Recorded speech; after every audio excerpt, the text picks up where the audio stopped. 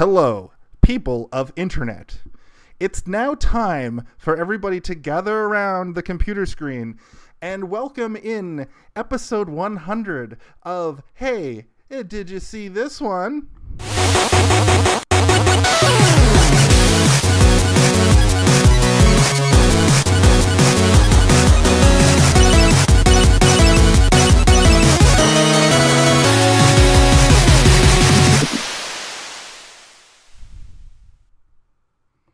Oh, hello and welcome to the episode 100. 100 episodes, you say? 100 of them. We did many hundreds of them.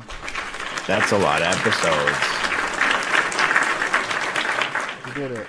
Well, see you next week. Bye. Excuse me. Welcome to episode 100. I planned a little bit more fanfare for this episode. We Kaylin, former co-host of the show, had actually made a sort of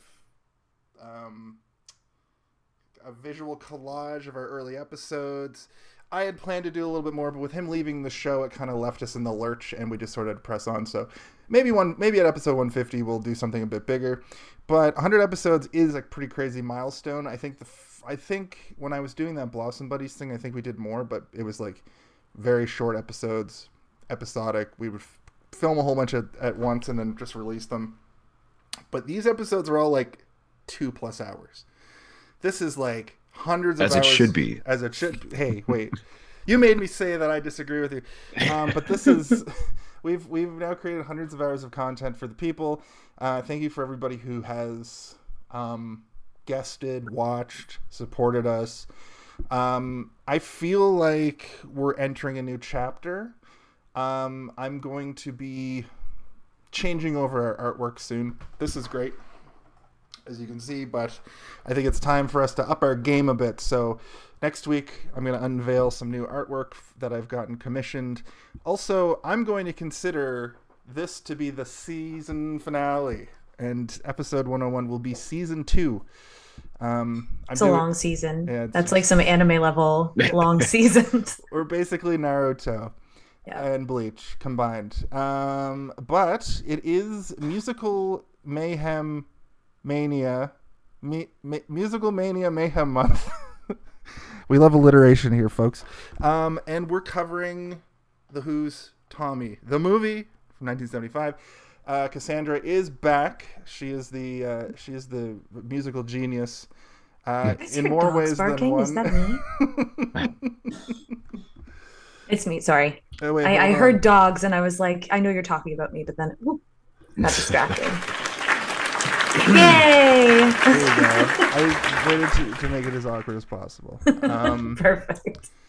But right on brand. Thank you for coming back again. You, of course, were on for Ghost in the Shell, and then 2 weeks ago you were on for Repo. For Repo, you filled us in on your background musical theater, and you talked us through your love of Repo. And then when we were trying to figure out what we should do this week, me and Steve had thrown around the idea of this or The Wall, and I covered The Wall in like high school English at length, and I was like, I don't think I can analyze that thing anymore, and I think it's been done to death. But then I remembered that Tommy, you don't hear a lot of people talk about that, so me and Steve kind of agreed.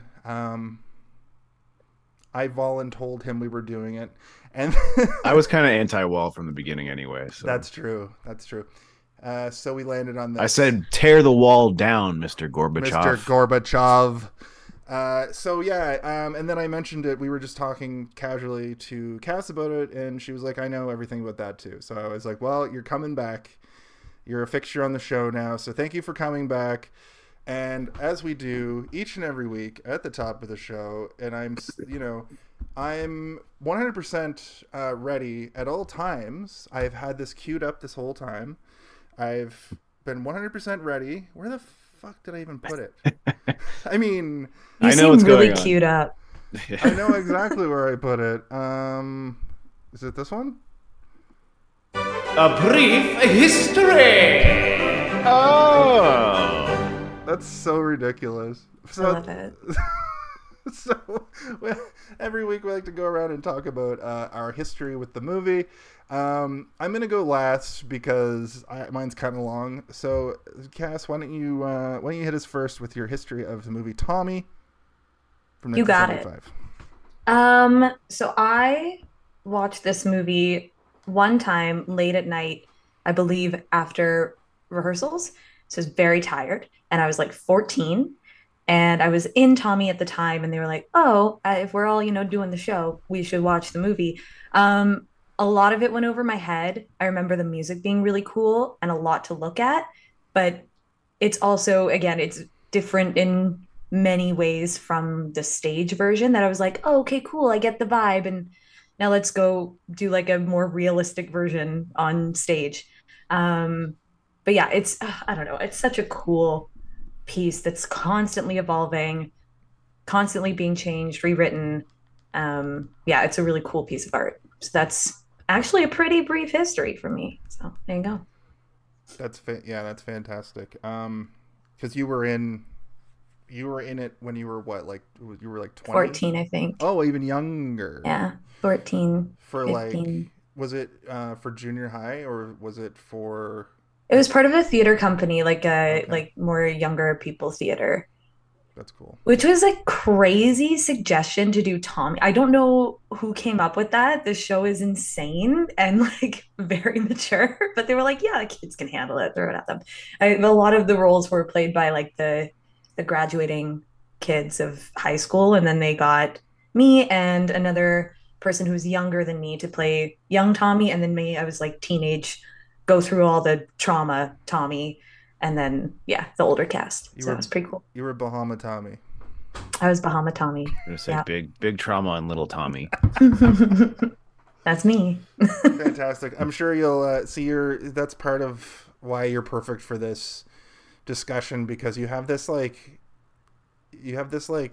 extra layer from like literally like you've seen the movie, you've seen the stage play, but you've had the stage play happening around you because you had to play a deaf, dumb, and blind boy. Yep. So that's really exciting to hear you go into that a bit. Steve, Me. Tell me about your extensive history of the movie. Well, as it turns out, I have seen this movie at some point in the past because there are very strong visual moments in this movie that are in my brain that I thought that I just dreamt them. They're so sort of like acidy, burnout, crazy, psychedelic visuals that I was like, those aren't real things. I created those in my dream realms. But no, I've seen this at some point. The one thing that immediately when I saw it, I was like, oh, I have seen this, was Elton John and his giant legs.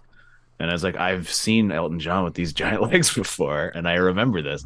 I think this movie was on quite a bit on television on like Much Music late at night and Showcase late at night when I was a teenager, like maybe middle school. So I think I must have stopped and watched a little bit of it at least. But I remember it kind of freaked me out a little bit, so I probably didn't watch the whole thing. And then yesterday, for the first time from beginning to end, I would say, we watched it here at my place again, and we had a nice little Tommy party, and it was fun. And we all laughed and screamed at the TV, and I did a Jack Nicholson impression for like 20 minutes at one point. It's pretty good, though. And then we watched most of Hook. Yeah. That's excellent. Great. I think it was one of those movies that was on Showcase all the time because it is so weird and trippy and arty.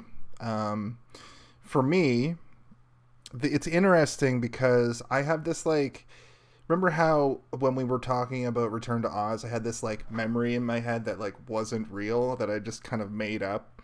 Turns out I thought that the soundtrack to Tommy was actually the soundtrack. There wasn't a soundtrack at all. It was just the best of The Who that I had on cassette when I was like in middle school. I'd sit and I'd, puff of the herb and play video games and listen to this thing on cassette over and over and over. And I was like, wow, the soundtrack to Tommy is great. And the only connection I had was that my dad loves Tommy. I'll get to that in a sec. A little funny thing about that. he told me that Tommy is a great movie, but it was super weird, and that it was The Who. So my only connection was that I had this Who record, and it has Pinball Wizard in it, so therefore the thing I was listening to must be the soundtrack. Little did I know, and what I would come to find out literally yesterday, was that Pinball Wizard is just the kind of the single off the album, the concept album Tommy, which is a rock opera by Pete Townsend. So I had one of those like epiphany moments. Mostly just felt like an idiot, but it's fine. I'm over it now. I've gotten over it in the last 24 hours. Maybe I haven't. It's very traumatic realizing that. Because Cass, to you, I was like, yeah, I used to listen to it all the time as a kid. I used to listen to it all the time. I used to listen to it on repeat when I was in high school. And you're like, cool. And I was like... Turns out you're a liar. It turns out I'm a huge and liar. Now I know. Yeah. Filthy, filthy liar. So last night when I was in the Uber on the way home, I messaged my dad and I was like, I finally actually watched Tommy, and he I remember now, he reminded me last night, but his mom, my grandmother, actually took him to see the movie in 1975. Whoa. My dad is only 61. He would have been like 13 or 14. And he was like, it was very awkward. And then he said, my dad's kind of a funny guy. He said to me, he said, Grandma took me to it because I was underage. Awkward. Because she was like a cool mom. And I was like, ha ha ha, it's so messed up. And then he said, yes, fiddle about. So then he passed on that trauma right directly to me. Like wholesale. A hot potato. Yeah. Pass it on. So that was great. But yeah, it's a great movie, and I'm glad that we're here today to talk about it. So, the movie Tommy. Thomas. The Who's Thomas. Thomason. A movie about a child who gets horrifyingly traumatized to the point that he can't speak or see or hear anything. And he spends his entire life trying to overcome and confront that trauma, only to then pass that trauma on, much like Jason's father did to him by showing him this movie, to a younger generation. Yeah. Which brings us to... Ho, ho, ho, ho! Everybody back up, because here comes the body of the episode. Beautiful. I don't know why, but for a second when that started playing, I was like, why is Steven Santa Claus? Oh my god. Yeah. It's I love these. They're all very funny. Did you happen to get the MPAA rating? No, but I can look that up while we talk. Cool. Because the MPAA rating is also great, and I am keeping that. I'm keeping it in the show.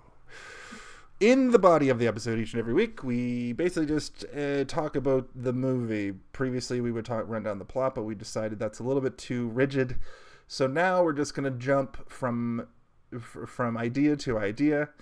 And I'm hoping that, Cass, with your infinite knowledge of this particular musical, you're going to give us some comparison contrasts to the movie, to the different versions of the stage play. And I believe, Steve, you have some insight on that as well. And I'm going to give my opinions.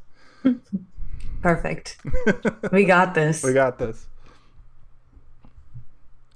So, I just going down my notes here. We get this great shot to open it up and really sets the tone. It's like a man standing in front of a setting sun, and it almost looks like it's a painting. And it's like the most beautiful thing I've ever seen. It's stunning. I believe, Steve, you stood up and walked over to the TV like, whoa! Crawled inside of it. Yeah, became Tommy. I started kissing it. Yeah. This is so beautiful. TV screen. And it pretty much launches us into the kind of the background of like Tommy's parents. His dad was a fighter pilot in World War II. When I was listening to the soundtrack, The song is about 1921. I Yep. seem to remember in the movie it was not 1921. Nope. What This is our actual first difference between the album, the stage, and the movie. okay. So So it's 1941, I believe, that they say in the movie, or 1950. 1951. So it was changed for the movie to be the setting of like post World War II. Right. 1921 was on the album version that was supposed to be post World War One. And in the stage version, it is just called 21. And it's because Mrs. Walker, or Nora, has just turned 21 and she's planning on getting married. And it's like a whole exciting thing. So, Okay. yeah. Because when I was also on the way home last night, I was like, I'm going to listen to the record. And it was the actual, like, Tommy the record. And when that happened, I was like, they do mention a year. But not that one. But not that one. And also, I was like, I'm pretty sure the World War II happened in the 40s. So if 1921 is going to be a good year, I was very confused. And that's when I was kind of talking to all of you at that time. And we were all kind of, or I think I talked to you like today, we all kind of realized how different, well, you know already how different it is, but that's when I realized how different even that was. But in this like section, it goes from like it's very realistic shots of him at war, but then like when he leaves to go to war, the mom like crawls into like this cage that's over her bed, you know? So you get this sense immediately that you're watching something that's kind of grounded in reality, but also there's going to be a lot of weirdness, you know? There's going to be visual analogy and metaphor, as well as, odd allegory, things like that. Mm. Like she's putting herself literally in a cage, as one does when they go to bed. Yeah, it's safe. I mean, I just told you guys before the show that I like to have what I call my avalanche sleep. It's very similar. But a lot more comfy, it sounds. Pillows and blankets are a little different than like almost like a Metal barbed bars, wire cage. Good night, me. Yeah. Can somebody help me close my cage? It's hard to close it from the inside. Oh wait, my husband is at war and died? Question mark. I guess slightly before that, though, we do get the thing with where they're going through the rubble, and he passes like behind a wall, and then he's in his war gear, and then they kind of come towards the camera in a sort of feels weird when they do that, but right behind them are a bunch of like, I guess, women in their skivvies, but they have these like stylized gas masks on. Yeah. And there were a lot of visual cues right from the beginning that it's like, this is an acid trip kind of a movie. I can only imagine it was like, a lot of the stuff in it was made to freak out the squares, as it were. It's a very like hippie movie from the 70s. But like when does the original stage play like arrive on the scene? Because obviously, basically, it sounds crazy the same time. About the same time. It's the same time. So the whole, at least the way that we did it, and I know our team very much based it off of, the Broadway production and choices, because obviously a bunch of younger people just trying to make art and do some cool things. They basically play the entire overture with, band either in the orchestra or on stage. And all of those scenes are acted out. So you have like kind of an introduction of like Mrs. Walker coming up on stage, Mr. Walker coming up on stage. They like kind of share moments together. He's getting ready for war. He like climbs into like some kind of plane situation. Like it's all done just with the music backing it exactly the same way. And lights and craziness. Because that was the first striking thing about listening to the album too. It's like you get the first track is the overture, and you do get all the musical themes from the show. Heavy emphasis on the pinball wizard part, because I posit that like I was saying this to you guys, is when they were probably selling the movie and making trailers and promoting it in theaters and stuff, they were like, Elton John does this song, this Who song, Pinball Wizard, that was probably very popular already. And unless I might be mistaken here, I'm not 100% sure. I know the Who have been around for have been around since like the 60s. 1964, I think, is when they were created, right? Founded. So yeah, 1964. I can't remember. I mean, it's probably a quick Google search, but like, was Pinball Wizard on another album first, or is it just on Tommy? It's on Tommy. It was actually the last song that they wrote for Tommy, that Peter Townsend wrote for Tommy itself. But nope, it was just that album. Because compared to the other songs on Tommy, it feels the most like a pop rock song. Yeah. There's also like a breath of fresh air too. Like the whole soundtrack it's beautiful and stunning and has a lot of really intricate moments within itself, but it's dark and it's heavy, and like maybe the more lighter sides of it are kind of like almost like spiritual, religious, chanty kind of vibes, like with See Me, Feel Me. But yeah, other than like Acid Queen is dark, but at least it's like a bop.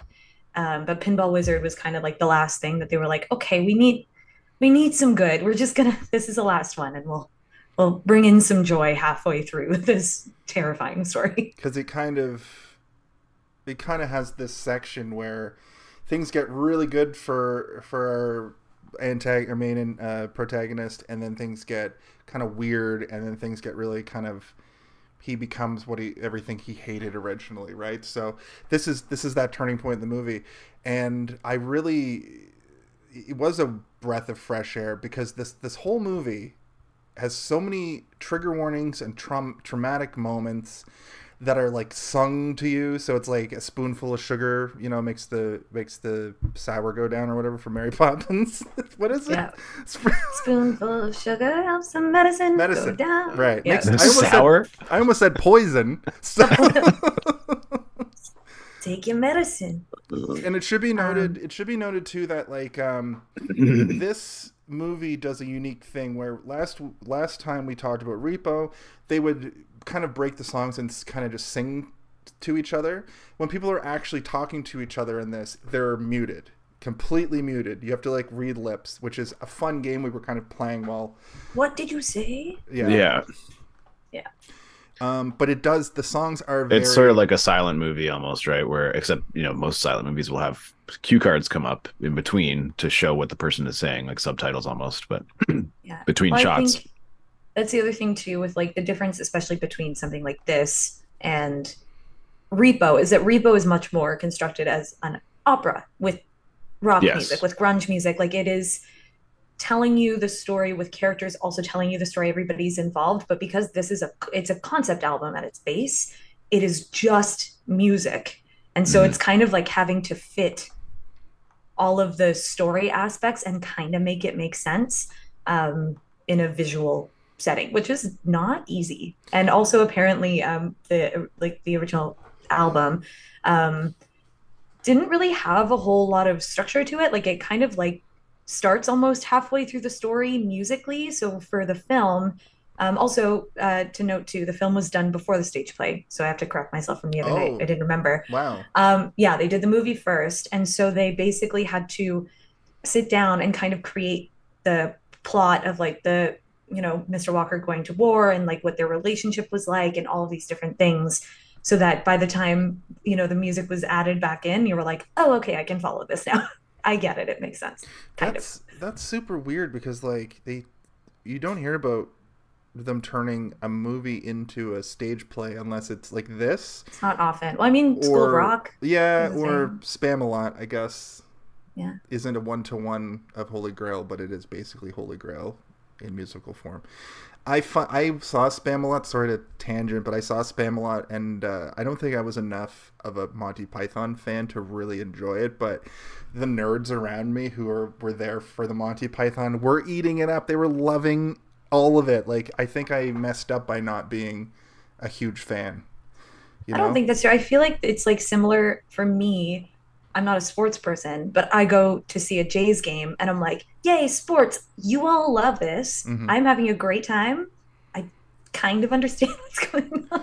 That's a good point. I'm still happy I'm here. Yeah, they got to hit the old pigskin with the wiffle booty or whatever. With the wiffle. Like But yeah, I feel like that's the non-musical theater kids going to see musical theater. I will say though, I saw a version of Chicago at the Stratford Festival a couple years ago that was like they did it real comedy, like. And then we came home and watched the movie, and we were like, it's all there, but it's not the same vibe. And they just announced that Chicago's coming, and I'm like, I don't even want to, it might ruin it, my vision that I have of this, like, almost this funnier version of Chicago they did at Stratford a couple years ago.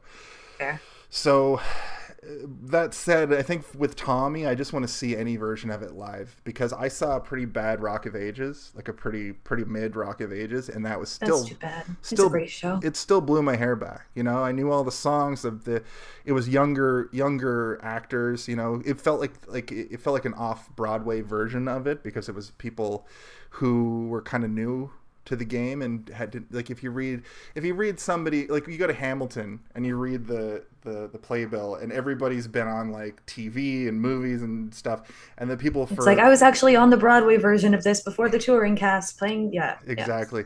But I saw when I saw Rock of Ages, it was like people had like 2 or 3 credits. They still killed it, but it had like audio problems and it had missed cues, and it was just like, it felt, you know. So I want to see like a big grand version of Tommy, because I think it's just a great thing that it had it one way in my head, and then we watched it and it changed my perception of it, especially about like what I was saying earlier about how like my dad like made it seem one way when I was a kid, and he made it seem like a fucking scary nightmare. And I guess it could be a scary nightmare from his point of view, because he did. As a kid seeing it, sure. Like, it's like very over the top comedy drama, and like, again, trigger warnings for really traumatic things happening. But it's all done so big that for a kid that is scary. You're like, why are you doing so much? I don't get it. Is this real? Am I dreaming? I don't know. I think the closest I've ever experienced to my dad experiencing that was I went to see American Pie 3 with my aunt, who like I don't talk to very often. And there's a scene in that movie where like they're cutting his pubes and it goes through a fan, like, and I'm there with my aunt who's You're also like yeah, it sucked. I mean, serves you right for going to see American Pie anything with anyone in your family. It was like the only thing in theater, and she was like, "Dude, like, I'll take you to a movie," and I was, you know, I wanted to hang out with my auntie, you know. Yeah, this, you know, I built it up, and that's been a theme on Hey, Did You See This One With Me, especially, where I build these things up in my head, especially the horror movies. I build them up for decades in my head, and then you finally see it. Nightmare on Elm Street is not a scary movie, you know? It's fun. It's I mean, for the time it probably was, but now it's camp. That was the next point I was going to make. This thing was probably a nightmare and freaked people out in the 70s, but now it's just like, I felt like I was watching Hair or Jesus in the Technicolor Dreamcoat or Jesus Christ Superstar. Like, it had that sort of grandiose sort of appeal. There's like a certain intensity to this movie that it still is disturbing. It's not scary, but I would say that it's scarier than Nightmare on Elm Street is, for sure. It still kind of freaked me out a little bit. Well, it's unsettling, and it's also like, even though obviously in the movie version, like, it's very like imagery and whatever is used, it's still very much rooted in reality. Like, terrible things happen to people. People are the scariest thing that exists. So like, sure, you can like fall asleep and you're like, oh no, it's Freddy Krueger. But like, that's not going to happen to you. Like, that's not real. So when you see things portrayed that are real and terrifying, that hits different. Yeah, I don't love it. I absolutely agree with that. The biggest moment in this movie that I think people have honed in on over the last 40 years, and the part that I think that my dad was almost trying to warn me about, was the Acid Queen segment of the movie, because that is that way anyway. Fucking backwards. They put him on a super cool like robot helmet on his head that's full of syringes everywhere. Yeah, people can't see it if they're just listening to this, but that's true. I got a picture. That's true. But I feel like that section is like open to interpretation, because This is almost halfway through the movie at this point. This is like the end of Act 1, I would say. Showing, or maybe the beginning. Pinball of Act Wizard 2. is actually the end of Act 1. Really? Yeah. But Yep. Really? Yep. Huh. And then when you come back in for Act 2, it's like Tommy kind of actually like rising to fame and dealing with all of that. If you split Just it, a second. if you split it into 2 acts, like a stage play, though. Yeah, because usually if you're doing stage play, you've got Act 1 is like what, like an hour and a half. just over an hour. Yeah, Yeah. like hour 20, hour 30, depending. And then the second act is like 45 minutes max. Yeah. And that's a really good point. Since we were watching a movie, I broke it up into 3 acts. But you're right, because a lot of when you go to see a stage play, they come back, they bring it home. It's like its own. It's like it's the second episode more than an act. You know. Very much so. Yeah, you do a little synopsis of what you just saw, and then before intermission, and then carry on. At any rate, I thought that this segment could have been open to interpretation because there's a lot of stuff going on at this point. The dad, the stepdad Bernie is established. This is past the point where, he gets traumatized as a kid. He's seeing the mom tells. We should probably maybe back up specifically tell what happens, because we haven't really said it yet. Like from the top. Let's walk through. Well, I'll run through it really quick. That's what I was about to do, but yeah, go ahead. Okay. So basically, after the father goes to war, he's considered missing in action. Right. That's crucial. Yeah. 5 years later, his wife starts seeing somebody else, but it's important to mention that, essentially the same day she finds out that he's gone missing, she goes into labor and gives birth to Tommy. It's actually the day that they actually win the war, that the Nazis surrender. So it's a happy moment for everybody, except for the fact that the dad doesn't come back. And it's never established that he dies. And years later, once this new man has entered the picture, Frank, I believe his name is? Bernie. Oh, is it Bernie? It is Frank. It's his camp is called Bernie's camp. I don't know why. Okay. Also, this is also Frank's a different camp sounds thing way from better. like the movie to stage. But I'll let you continue. I'll go back to it. But so one Frank. night, Frank and Tommy's mother are Nora, in bed. I think. Nora, yeah, are in bed, and they're startled by the reappearance of Tommy's father, who is in his military uniform, and he has a horrible face burn. And a struggle breaks out between Bernie and the father, and he ends up killing Tommy's dad in this. I think there's in this version, I think there's more of a layer to it, especially in the movie. Obviously haven't seen the play, but I think it's heavily implied that they were having sex. Oh yeah. Because they're super sweaty, and then the dad comes in. So the reason why he's beyond traumatized, not just because he witnessed his dad get murdered by getting smashed in the head with a lamp, but also he caught his stepmom or his stepdad, who his mom has told him is his uncle. them having sex, and then he sees the uncle stepdad bash his estranged father with it's crazy. It's one of those like layered moments that I couldn't even like. We were kind of talking over the movie, but I stopped and I was like, guys, did you see that? Yeah.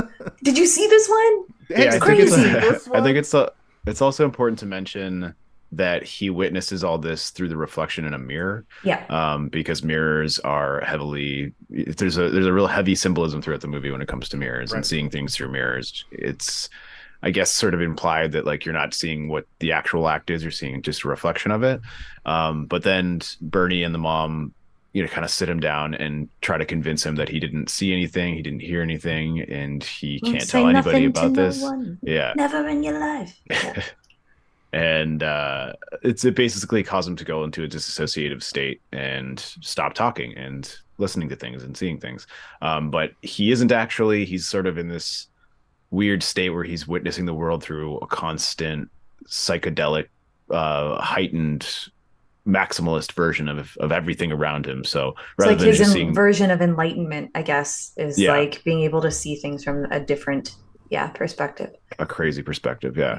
So nothing in this movie, in terms of the logic of the movie makes sense, but it's because you're seeing it through the eyes of somebody who's kind of lost their marbles a little bit, which is cool. Mm-hmm. It's also interesting too with that scene in particular. So they changed it for the movie, but the album story and the stage story are the same, which is weird. So they went back to the OG. In the movie, we have Mr. Walker coming home. He gets killed by the stepfather. And then both Nora and Frank are basically complicit in the murder. In the album version, Mr. Walker comes home and kills the lover and in the altercation. Oh. So like they're kind of like, there's like a moment where they're like, probably like making out on a couch or whatever. And then Mr. Walker comes home. Tommy hears his dad come home, kind of like runs down the stairs, and there's a whole altercation and he shoots the lover dead. So it's actually the dad.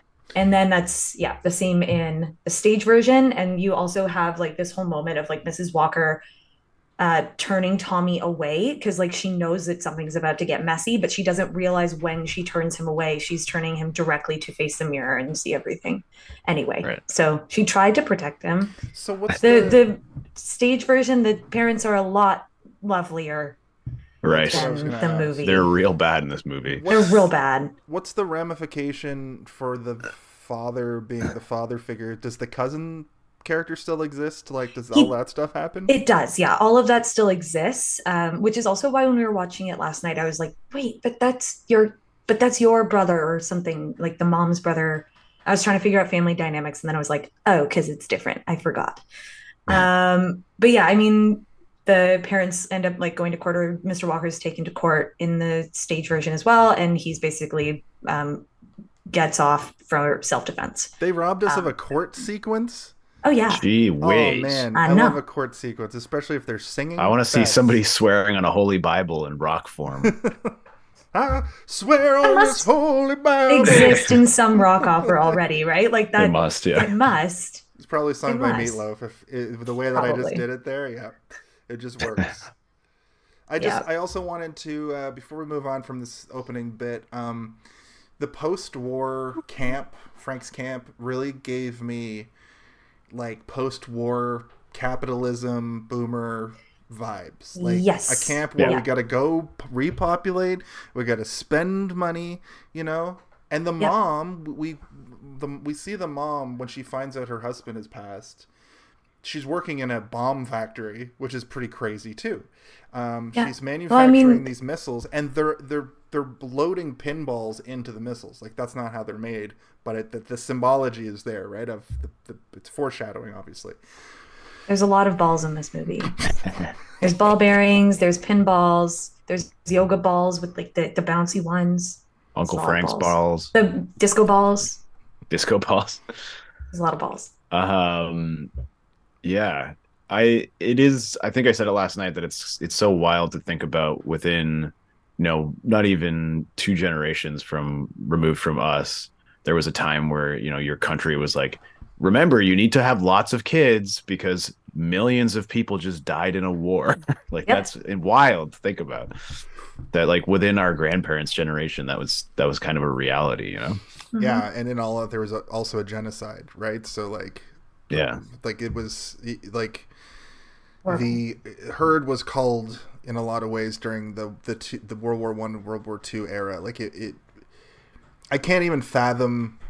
Like that's why our grandparents are the way that they are, and they have this twisted view of reality. And even like it's trauma. Even this our 60-year-old, like my parents are 60, so they're kind of like me. They're right on that cusp of Gen X, millennial. Yeah, my parents are around the same age as your parents. Are 63, I think. Yeah, so they kind of see it from both sides. They're firmly rooted in Gen X ideology, but they're old enough that like they're basically boomers, and their parents, because the generations kind of sit on fences down the road. So that means that my grandparents were like born early enough to basically be late silent generation, but were considered baby boomers.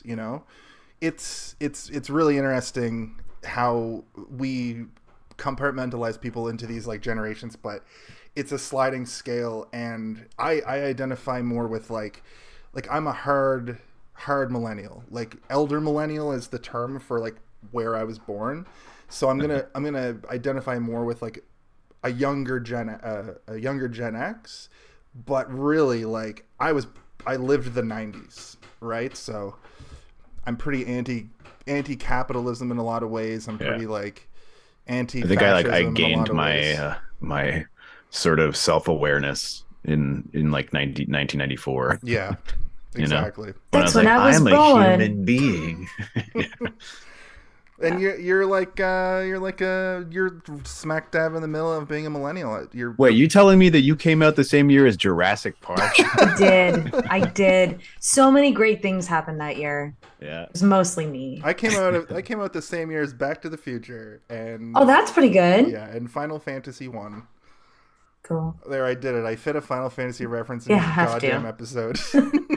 I just wanted to touch on also what you were saying with like the whole like Bernie's camp and the capitalism. So it's interesting. I was watching the director and Pete kind of talk about what was created from the album to make it into a movie, and that core idea of this film about like capitalism being the absolute worst and destroying the younger generation by older people just being greedy and like just abusing power, whatever. That's all Russell. That's all Ken Russell as the director. That was just a very, very strong belief of his, which is fair, understandable, but it's very different from the original, where it's much more focused on like Tommy's spirituality and enlightenment, which is also portrayed as much more real than in the movie version, where everything's just like heightened and kind of crazy psychedelic. Mm-hmm. But yeah, so that's all Russell, the director. I wasn't 100% sure what a holiday camp was, so I looked it up, and it's basically just like almost like a resort, but not as fancy and nice. It's like a collection of cabins and small homes that you go to vacation in, essentially. Kids camp, but for adults. Yeah. It's just kind of an interesting form of camping, I guess, like a more sort of luxurious version of camping. Being in the woods. You know what's interesting? But it's like when you get sent to camp, but for adults. But you know what it reminds me of? My dad lives. It's called a trailer park, but it's like a summer destination where you have a camper. Yeah, and they're like beautiful and like kind of like built into the ground, and like all the cute little streets that are named after like trees. Absolutely. You're like, oh, have you been to this place? It's in Bend. Maybe. It's Grand Bend. Yes, I might have been to the same one. My friend had one, and I would go with her in the summertime. It might be the same one. It's literally the streets are named, the little roads are named after trees, and it's on a giant. Oh my God, it's so cute. It's on a giant sandbar. Yes, that is the one. It is. You've been okay. So I go up there like once a year, once or twice a year to hang out. My dad's wife has converted, instead of having that like sort of shitty like half grass front, grass and pebbles and dirt, she dug it out. This happened probably in the mid 90s, probably around when you were born. She dug it out and she got sand from the sandbar, from like the sand hill, and filled it in, and she calls it beachfront property. So you're sitting around the fire with your sandals off, your feet fully in the sand, and that's what this concept reminds me of, because it's basically a trailer park, but the trailers aren't like trailers you live in year round. Everybody packs up and goes home in October, right? Yeah. It's a choice rather than like, I can't afford a home and I am living here. Yeah. That's why it's that like mid luxury. Like you have to be able to afford to do that. And she's retired, so she goes up and spends most of the summer up there. Well, my dad's back home. He still prints shirts. He prints T-shirts in his garage, and it's a literal sweatshop out there. And she's just at this resort. Trauma.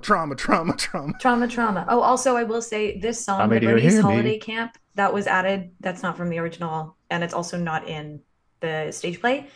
Champagne, which we'll probably talk about later, was added, and also the song Mother and Son, which is later on in the film. But yeah, Bernie's Holiday Camp was added because the director wanted this to be about capitalism being the worst. The worst. It has that vibe too, because everybody's got like colorful dresses on.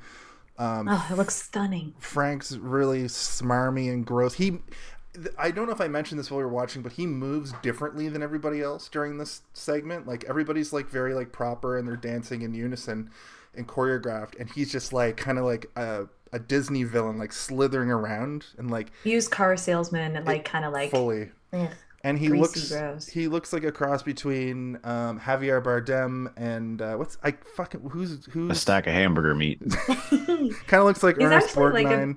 Pretty big actor. I know I think he played Bill Sykes in the original Broadway version of Oliver and like a bunch of other things. He was also in a bunch of Russell's other movies, I think. He was like, I need him. He can't sing. I don't care. I need him in this movie. I was looking at his IMDb last night, and he was in something called Oliver 2, What a Twist TV movie.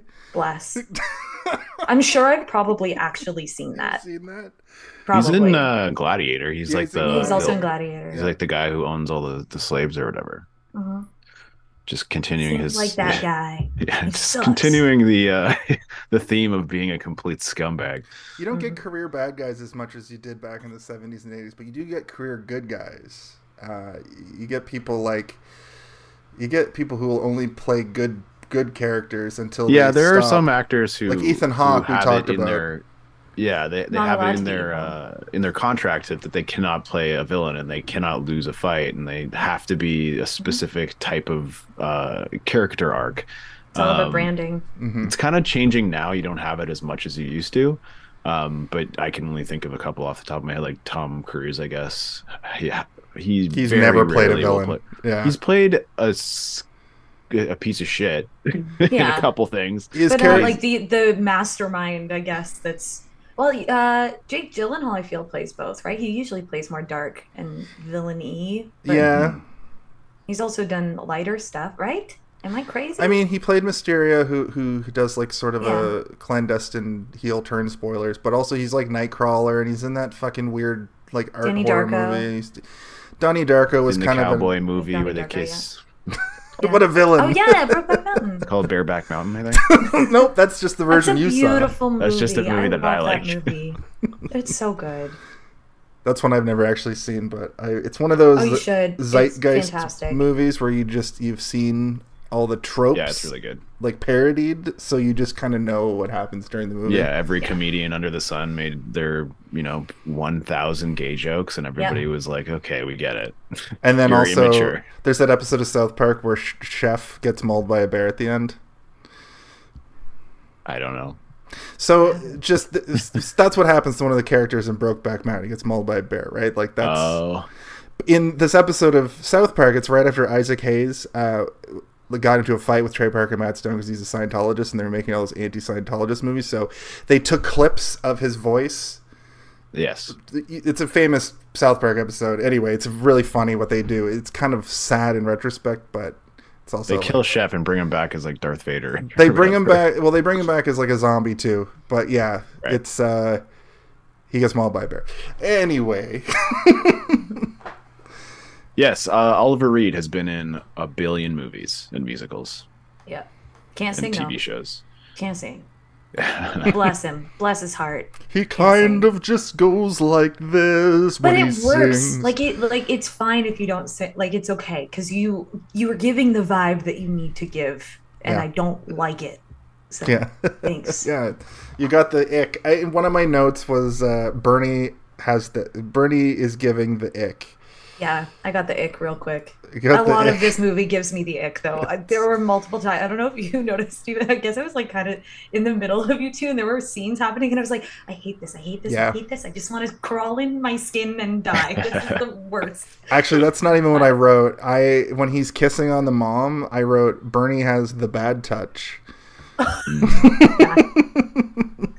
The bad touch. Do not want. Too sweaty. No. Even just the name Bernie is kind of like a skeevy sounding name. Oh, that's true. Why, but why? But why then? Is it Bernie's holiday? It's so strange. That. Yeah, like.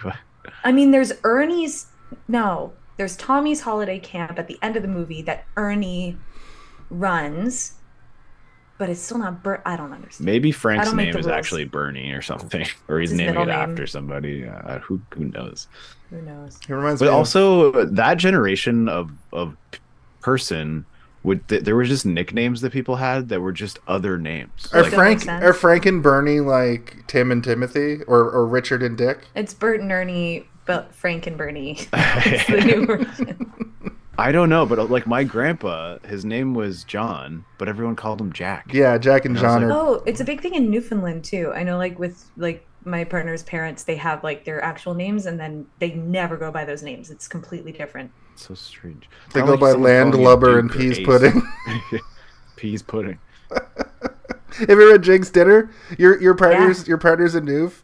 Oh yeah, we got Jig's dinner. My best friend is a Noof. One of several best friends is a Noof. Steve, you're my best friend. Don't worry. But anyway, Christmas time at his place, he'd always invite me over for Jig's dinner and like get the salt cod and the peas pudding, and his dad would make gross jokes about peas pudding and what happens to peas pudding after you eat it. Salt beef. Salt beef is one of the best things I've ever tasted in my entire life. Yeah. Salt beef is insane. I want shepherd's pie right now. Shepherd's pie rules. Yeah. It's good. I don't like peas, though. I can't do peas. I've tried so many times in my life, and I've never been able to do it. So sad. It's disappointing. So I can't have shepherd's pie. I love peas. I'll just eat a frozen bowl of peas sometimes. A bunch of people love peas, and I love like snap peas. I love green beans. There's something about peas specifically, no matter how they've been cooked for me. What about? I can't do it. What about like a samosa? Samosas have peas in them. No, I gotta avoid the peas. Wow. It immediately changes the flavor for me, and I'm like, gross.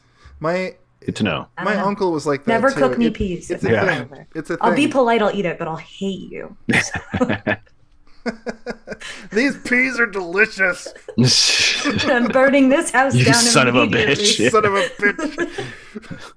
That's funny. Yeah. What were we talking about? The bad touch. Yeah, we got a bunch of trauma in a row. Do you think it's all right? Leave the boy with Uncle Ernie. It's not good. Don't do it. It's bad and it's not good. In my notes, I'm at the point that we already talked about where the dad comes back. Mm-hmm. Oh, there's that scene that I wanted to talk about where they're in the casino because the Uncle Bad Touch is trying to like, I guess he's trying to like give Tommy different sensory situations, you know? You mean like when they go to like the Disney version and they have like the best outfits of all time when that they are have just like the 90s? Pinball, yeah. But it was before the 90s, so how did that happen? It's this aesthetic. It's the aesthetic in my background basically on their suits, but it's like a pinball machine. They've got like matching pinball machine costumes. And I got the sense that the stepdad is trying to like get Tommy to snap out of it, mostly so he can exploit him better. For sure. As we find there out. is a softness that I think because the themes of capitalism being horrible and all of this like destroying the lives of everybody in this entire movie, like he's bad. We know he's bad, but like there is that glimmer that he's like, okay, this really bad thing happened, and like also you are a kid, and I don't know how to help you, and the only thing I have is money, so I guess we're going to Disney World. Please just be okay. I don't know.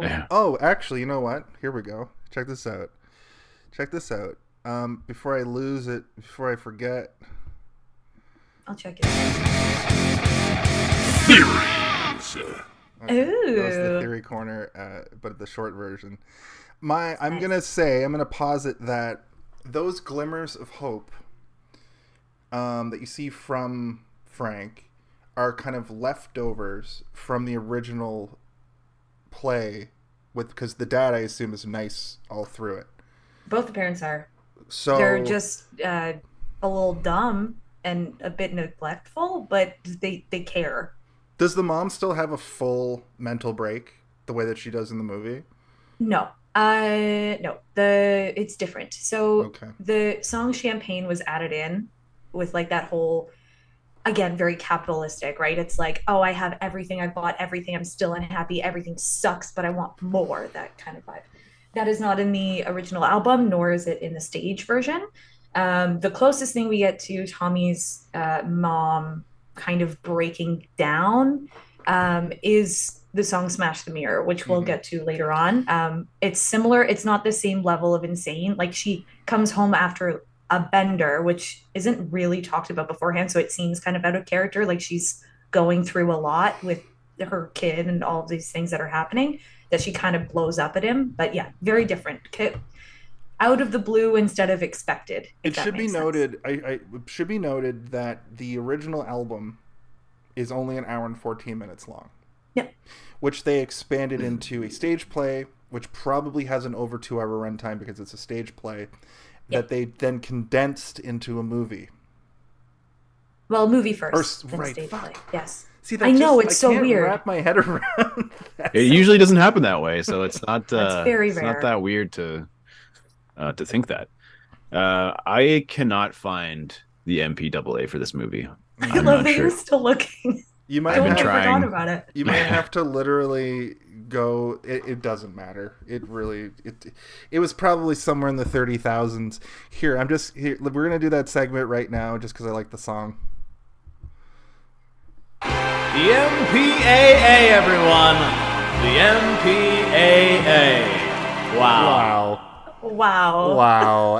We dropped the ball and forgot to look for it. It's one of us could go literally look at it in the credits, but I know you'd have to go to your living room. I don't think it's fine. I have a computer right beside my other computer. No, I think Steve has been like using the internet to look for it. I believe it. And I tried to sail the seven seas to get the movie, and it didn't finish downloading. Once Steve was like, "I have it," I was like, "Okay," because it's on Xbox Live. It surprisingly, to me, it was on the Xbox movie service, which is fantastic. I think anybody who has the ability to watch this should just watch it, whether you like musicals or not. It's just fucking so well made. It's like a history piece at this point. Also, I was gonna say this earlier, but like, I just really wish there was either a museum, like a small museum, or like an art book of just the shots in this movie. Like just like full artwork done of it, because I felt like every 5 seconds I was just seeing a brand new, beautiful, vibrant piece of art the whole way through. It's certainly one of those things where you're watching it and you're like, you don't get bored because you just want to know what's going to happen next and what the new shot composition is going to look like, and then what new cinematography they're going to do. There's a lot of these really cool shots that I like that almost feel like reality TV in a way, or like shot in reality. It happens in the Acid Queen segment, but it's like the person who's acting is like grabbing the camera and controlling it from this. Yeah. Also very of the style too of like music videos of that era too, right? Like that kind of like, come with me, be on this journey. You're here. I see you. You're a part of this too now. You're complicit. Acid Queen is amazing. I guess, is that our first? It is, isn't it? We have Acid Queen and then Cousin Kevin and then Uncle Ernie. Is that correct? The trifecta of trauma? I think so, yeah. I believe that's the order. We also get quite a huge time jump, which is interesting. Yes. So that's also a thing too. We were talking about this last night, but in the stage version, like obviously we have the 3 Tommies still. We have young Tommy, we have teen Tommy, and then we have adult Tommy.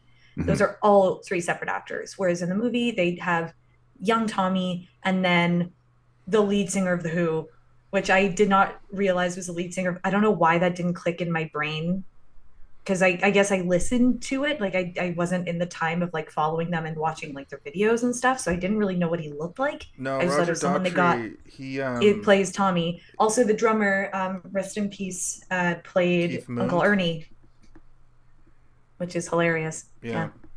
Roger Daltrey still, like, you can go see him at a casino now, and I think he just does Who songs. I don't know what Pete Townsend does now. Is he still alive even? He is, yeah. So we've lost. I actually have a little bit about the band because obviously it's really, really important. We have Roger. What? He's been in a lot of stuff, actually, surprisingly, Roger for Daltrey, lead singer of a band. Like, yeah, he was an icon, right? Like, absolutely insane. Roger Daltrey, plays Tommy as well. Fun fact. He was fired in 1965, a year after the band was formed, because he beat up Keith, the drummer, for bringing drugs over to the band. and he beat him up, and then he was reinstated into the band a week later, and he was like, I shouldn't have done that. Now I need to think about my choices, maybe not beat people up. We have the guitarist who basically is the reason we have Tommy, Pete Townshend. This whole Tommy is basically like him, which is also why it gets rewritten all the time, why it's constantly evolving, because I think he's constantly evolving as both a person and an artist. So he's constantly kind of making edits as he goes.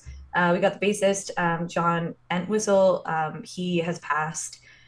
He had a nickname of the Ox and Thunderfingers, and he is the reason why we have Fiddle About and the Cousin Kevin song. Thanks. He basically, any bad thing, he wrote that. He wrote that. And then Keith Moon, unfortunately passed. He was 32. It was 1978. And he had some drug problems. He died of an overdose on a drug called Heminervin, which was a drug that was intended to treat alcohol withdrawal. I think that when you hear people make jokes or make reference to like a rock star dying and choking on their vomit, I think he was like, that's the person they're referring to. Yeah. Unfortunately, I don't like to say joke, but like these things permeate pop culture to a degree that they lose their origin, and it should. And also they repeat. Like how many people have we lost to that in the rock star universe, right? The guy from which is why the band was very against drugs. The guy from INXS died in a similar way. Fucking Jim Morrison, around the same time, fucking drowned in a bathtub. You know, like that's wild. That's crazy. It's insanity that you get. It feels like it should be impossible unless you're an infant. Yeah. Well, it happened in Maryland too, right? Technically. Yeah. Well, theories. That was a psyop, okay? That was to make the masses be afraid of popular culture, and they're putting friggin' chemicals in the water that are turning the friggin' frogs gay. So, I'm sorry, I'll be right back. If you're on a bunch of drugs or like boozed out of your mind and you take a bath, you pass out. Yeah, I guess if it's a big bathtub. My bathtub done. Is so small that I would not be able to drown in it because my head wouldn't be able to go under the water because my legs would get in the way. They're like, rich people with like the big, probably like clawfoot bathtubs or whatever. But yeah, acid. Sorry, we can go back. I kind of got us a bit off topic. Acid Queen. Acid Queen. So this is also a different. To Acid Queen, I just want to mention that the last time we see him as a kid is the big Christmas number. Yeah, the Christmas party. Where you kept you were like, pay attention. This will mean something later, because they sing a song about it's Christmas time. They're singing about how since Tommy is deaf and blind, he'll never be able to hear the word of God or be saved. He'll never be saved. He'll be damned forever. Hard fucking cut to a few years later, and they're literally worshiping Marilyn Monroe. Yeah, statues. What a beautiful scene. Also, Eric Clapton is in that. I didn't even clock is the preacher in that. Yeah. At all. Yeah, he did it as a favor to Pete because Pete helped him get off heroin, which is great. But anyway, that whole scene is full of imagery. It's like the Marilyn Monroe, the false god, and like the fallen idol, because like the statue smashes. Also very like Charlie Manson and like the giving out like whiskey and pills to like get people to be within. Also, like they're also all blinded, but they're like, oh, but like he can't be saved. He can't participate, and it's like, why would you want to? Are you seeing this? Like, on another level too, it's also saying that like religion like dumbs and blinds and deafens the masses, not unlike a pill or a booze.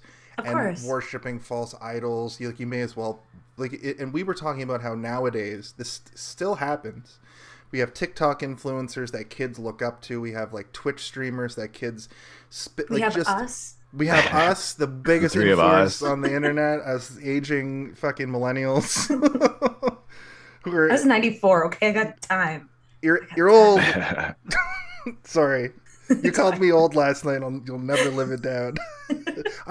You said I'm not as old as you, but, and I was like, I'm gonna get you for this. Listen, you brought it up. I just volleyed it right back to you. True. That's all. Yeah, but your penance is now you have to be on this show at least once a month. For 40 years. Yeah, you have to inflate Jason's hemorrhoid pillow. That's your punishment. I can do that in a separate room though, so like I'm fine. No, I have to do it Here we on go. OnlyFans now. Okay, I'm sorry. Gross. I quit. Gross. You did this. You did this, Steve. You made it weird. Yep. Let's talk about the Acid Queen. Yeah, that's the next part. We're getting there. We're getting there. Oh, I mean, yeah, that song is pretty Go important too, because it's showing his mom's trauma that she's going through as well, right? And realizing that, you know, he doesn't even realize it's Christmas because he's so out of it, you know, and it's very saddening Does to he? her. I mean, maybe Right? he sees it as like an acid Santa Claus or something, and he's like, "Whoa, Ho ho ho. here comes the body of the episode." What is dumb? Means he It can't means, talk. yeah, mute. Okay, that's it's mute? it's Okay. actually like not an accepted term anymore. But Yeah. obviously in this time, and it is sung over and over again. It's not. It's what Yeah, it's and the like- words they use. But yeah, it's the old school version of being mute. I think that the Yeah. R slur was a medical term in 1975. It was so... absolutely it was. You Yeah. know what I mean? Yeah, The times do It's- change. yeah. Most words evolve, so I mean, we can give the movie a pass for using the term, an outdated term. Let's play a game of how many words did we say on this show that will be unacceptable to say in 30 years from now? All of them. All of Every them. single one. We have a new alien language at that point. Yeah, we Everything all else is speak thrown A out. hybrid of alien and Russian. Yep. I mean, even from 5 years ago to now, we've already lost like a whole bunch of words to time and to correctness, and They're called Roma now. And You to can't say empathy. the G one. You can't say the G word. Yeah. this Girl. movie. Can't say it. I'm canceled immediately. You can't say Yeah. girl in this climate. No. Didn't you see the Barbie movie? I actually But also, haven't yet. It's good. I It's on think my. it's I great. need to. I I'm really think that excited. I think that the church stuff also just kind of presents you with what church is almost to a literal one-to-one scale, and it accomplishes showing us in the audience like how crazy it is that people go to church and do this every week, because all you have to do is replace a couple things and it seems insane, right? And like, oh my god, Oh, these for people sure. have all lost their minds. Yeah. The Swapping line out between cult and church is like Oh, is there a No, line? religion is a right? cult. Yeah, exactly. It's literally I a don't. cult. I mean, believe what you want to believe. As long as you're not hateful, I don't care. Do your thing. But like, I don't know. I think that I don't know if there's a line You're They're right. the same personally. thing. Again, I don't particularly care if you want to worship something or have your own personal beliefs, but to me, the movie is pointing out how insane things look. All you have to do is switch a couple things out, and it seems crazy. Like these people are crazy. I think what I mean more so is the presentation of church is so ingrained in our society that for most people it doesn't look that weird. But you do swap out Jesus with a Marilyn Monroe statue, and you swap out Body of Christ and wine with hard liquor and pills.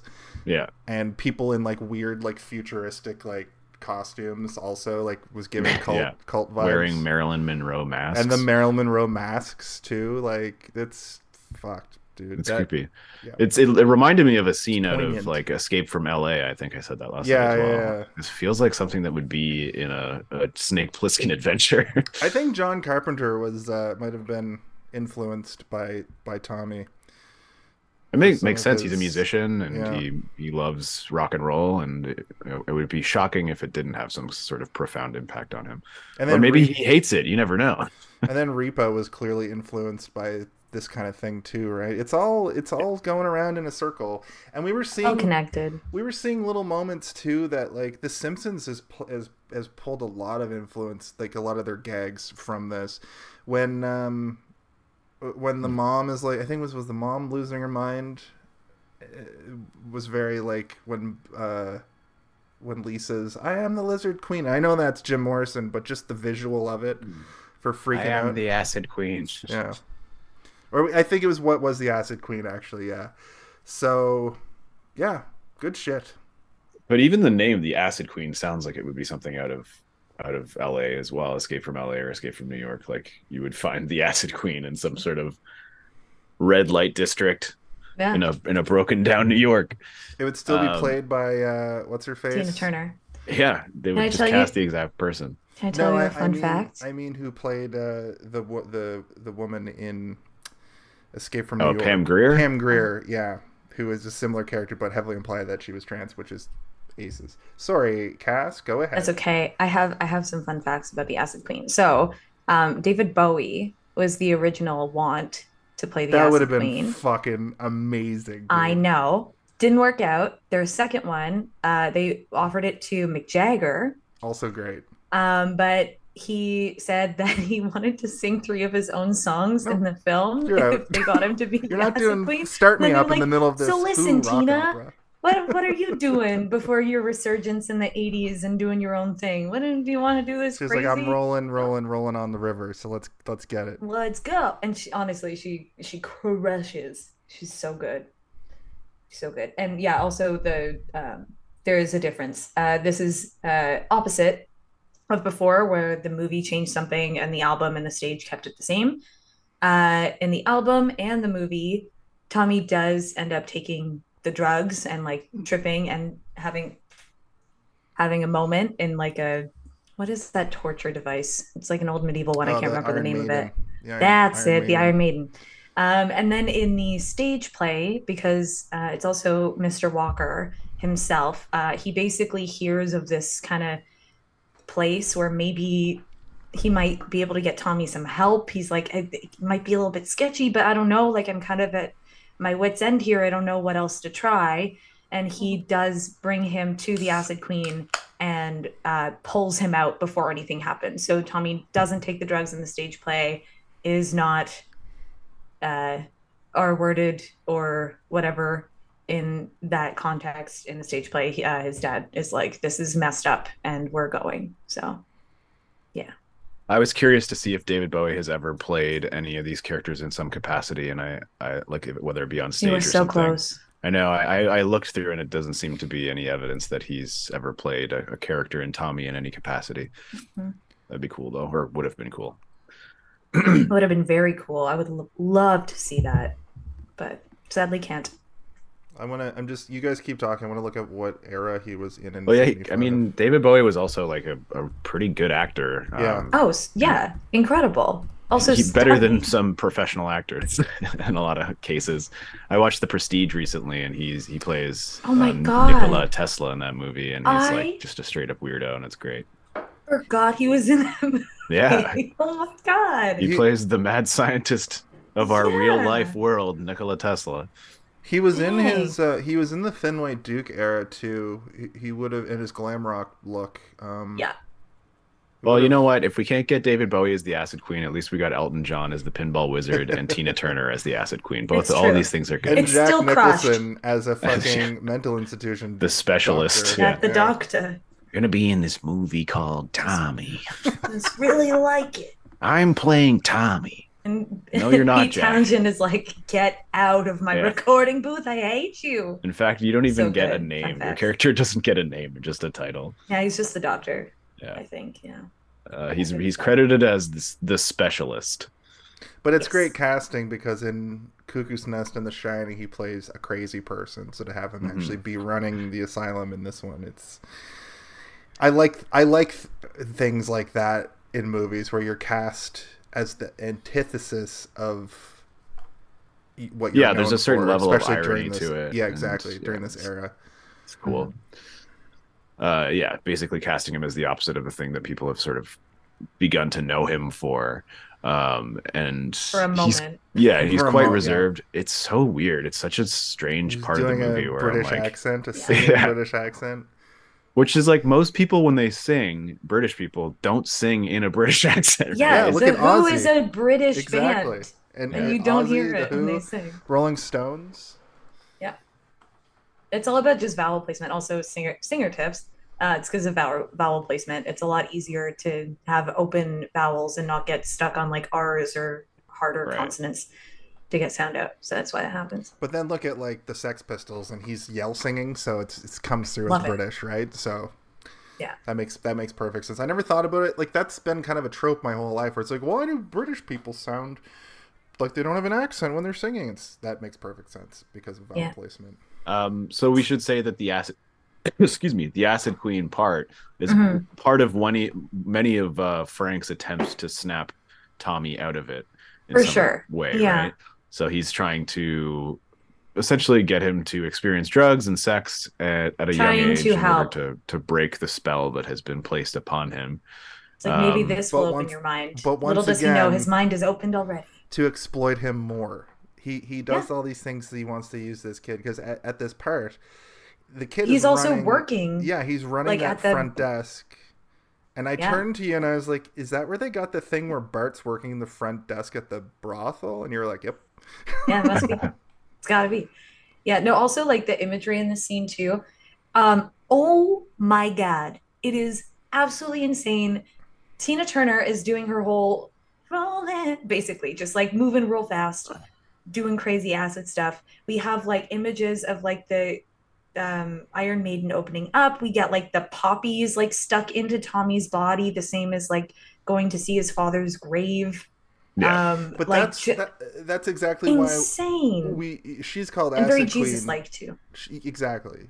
But my interpretation moment, and another Jason's Theory corner here, is because of the poppies and because of the syringes, I think that it's opium. It's heroin. Like it's could be opium, because isn't that what opium's made from poppies? But so is heroin. Is it? Yeah, because it's an. Isn't heroin just morphine? No, heroin is an opioid. I will say though, I feel like heroin, from my knowledge of drugs, I've never done heroin, but from my knowledge of what it does to people, heroin I think is like it like knocks you out more.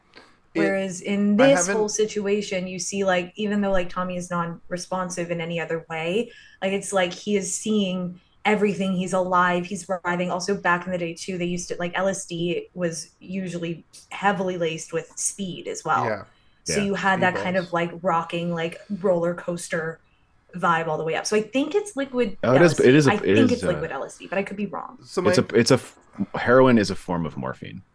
So yeah, and it's just you're almost like dead for a bit. And morphine is like a very addictive and powerful painkiller, which often causes opiate addiction. It's like a narcotic that causes euphoria, basically, and like complete like physical numbness and pleasure. The way that I understand how heroin works is you shoot heroin and then you go on like a vision quest, basically, which is not unlike what happens here. And then, but same with LSD though. That's true. But with LSD, you're like, you can do stuff. You can like. Maybe we should get somebody on the show who's actually done heroin. LSD. True. To talk about this. But I will say, I know everything I know about heroin from that one season of Breaking Bad.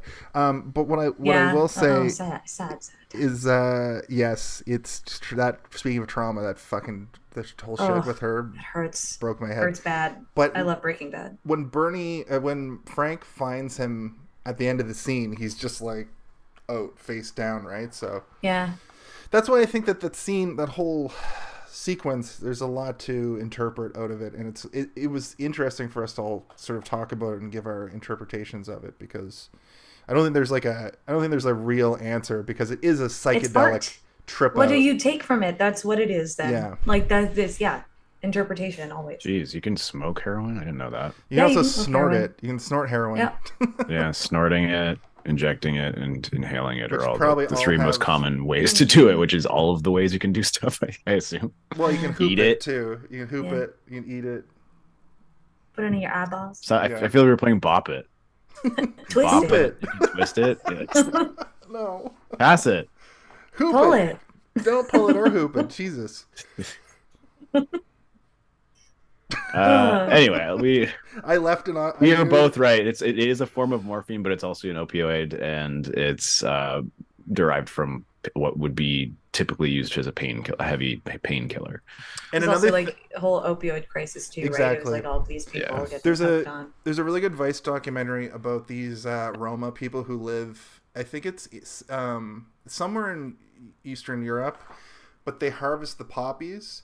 And then this group of Roma people... poppies are also super hallucinogenic as well. Yeah. Sorry. And the Roma people who live in the area go into the poppy fields after they've been harvested and scrounge what they can and fucking make this like these really like low dose heroin sort of adjacent drugs out of them just by like basically freebasing it.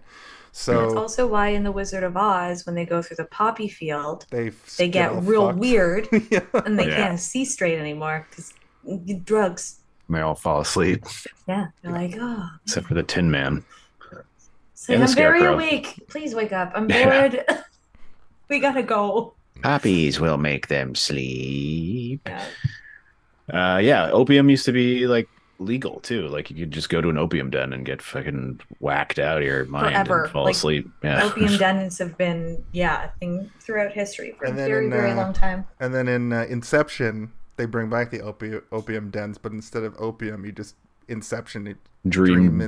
dens. Yeah. Actually, I don't know. I haven't watched the movie in a very long time. The League of Extraordinary Gentlemen. It's completely removed from its source material, but the opening of that comic book, they find Quatermain in like an opium den, and he's been there for years, just like getting high constantly. So he's like basically like a skeleton. Like they should have done that with Sean Connery. That would have been great. They wrote they TJ. thinking? Bring me some more opium. They wrote TJ Miller My off eyes of wearing off. Silicon Valley. He went to an opium den and got addicted. That's how they wrote TJ Miller when he got canceled. They wrote him off Silicon Valley. Yeah. Oh, I forgot that Get he got outta canceled. here. He's kind of back now, isn't he? Yeah, he got his cancellation was more of a mental break that like Well, he had like a tumor in his head or something crazy that was causing him to like go nuts. years ago. He got that removed, but he has these breaks because he's kind of a weird guy too. And I guess it was Yeah. I guess he like was on a train and hit the fire alarm and like had a mental break, and he might have done a domestic situation during that. Listen, we can grow as people, Yeah. you know? Yeah. I believe that. Is Just that a don't re- continue to be Is that the a worst. reference to what we were talking about last night with a certain? Anyway, we can grow as people. I believe. Uncle Ernie is not forgiven, though. No. He is bad. He is bad. He can't And he's be always trusted. bad. He's bad from beginning to end. There's never a moment where you're like, at least he's trying to help Tommy, because he is trying to help Tommy, but he's No, helping Uncle- him in the No. worst possible He's Uncle trying to Ernie, make money. the He's fiddler money man. guy. The fiddler. Oh, man. Fiddle about. Right, That's right. Uncle Fiddle Ernie. about man. I think my interpretation of that whole sequence was that was a last ditch effort to just do fucking something equally messed up to Tommy. Same Right. with the like cousin. I don't know if Yeah, cousin Kevin is tough. Also like the stage play goes a bit more into cousin Kevin being like the main kind of bully, but like you also see Tommy at school and like all the kids are kind of like piling up on him and Right. being horrible. But yeah, cousin Kevin is like physical torture for the funsies of it because he's bored Mhm. and he's understimulated and he's like just an evil little kid who's been raised to be evil. And then you just have Uncle Ernie being the worst. Yeah, So he's I- just Pervert. creepy. He's a perv creepy guy and he sucks. we're actually at that part. Yeah. We should talk about the fact that there's That this cousin Kevin looks exactly like Evan Well, Peters. he looks He like looks Evan Peters. exactly like Evan Peters. I did not notice this before. Saying it is Evan Peters. There's They a have lot very of- similar eyes, I think, is the main thing. and like, mannerisms. And yeah, mannerisms. and yeah. smile and hair. Like when Evan Peters grows out his hair, it's like that, like those curls. the curls, Yeah. yeah. Yeah. If they were ever to remake this movie, just They give him a would call. yeah. There's I don't a know lot if of Do Evan it. Peters can sing, but there's a I lot think he of can. I think he's done singy stuff in either like American Horror In Story American or Horror Story, yeah. something. right. I think he can sing. he's a very like he's a I can very see. stage style actor when he acts in stuff. This whole sequence though has a lot of piss imagery, I guess is the best way to put it. Yes, Yeah. there's so much piss in this movie. A lot of yellow themes. The Oh, yellow remind me room. to talk about this after we go through the Uncle Ernie stuff because it actually makes sense visually. It's a very cool shot that I did not. I wrote down I mean, part of a think that- conversation between you two from this Okay. part.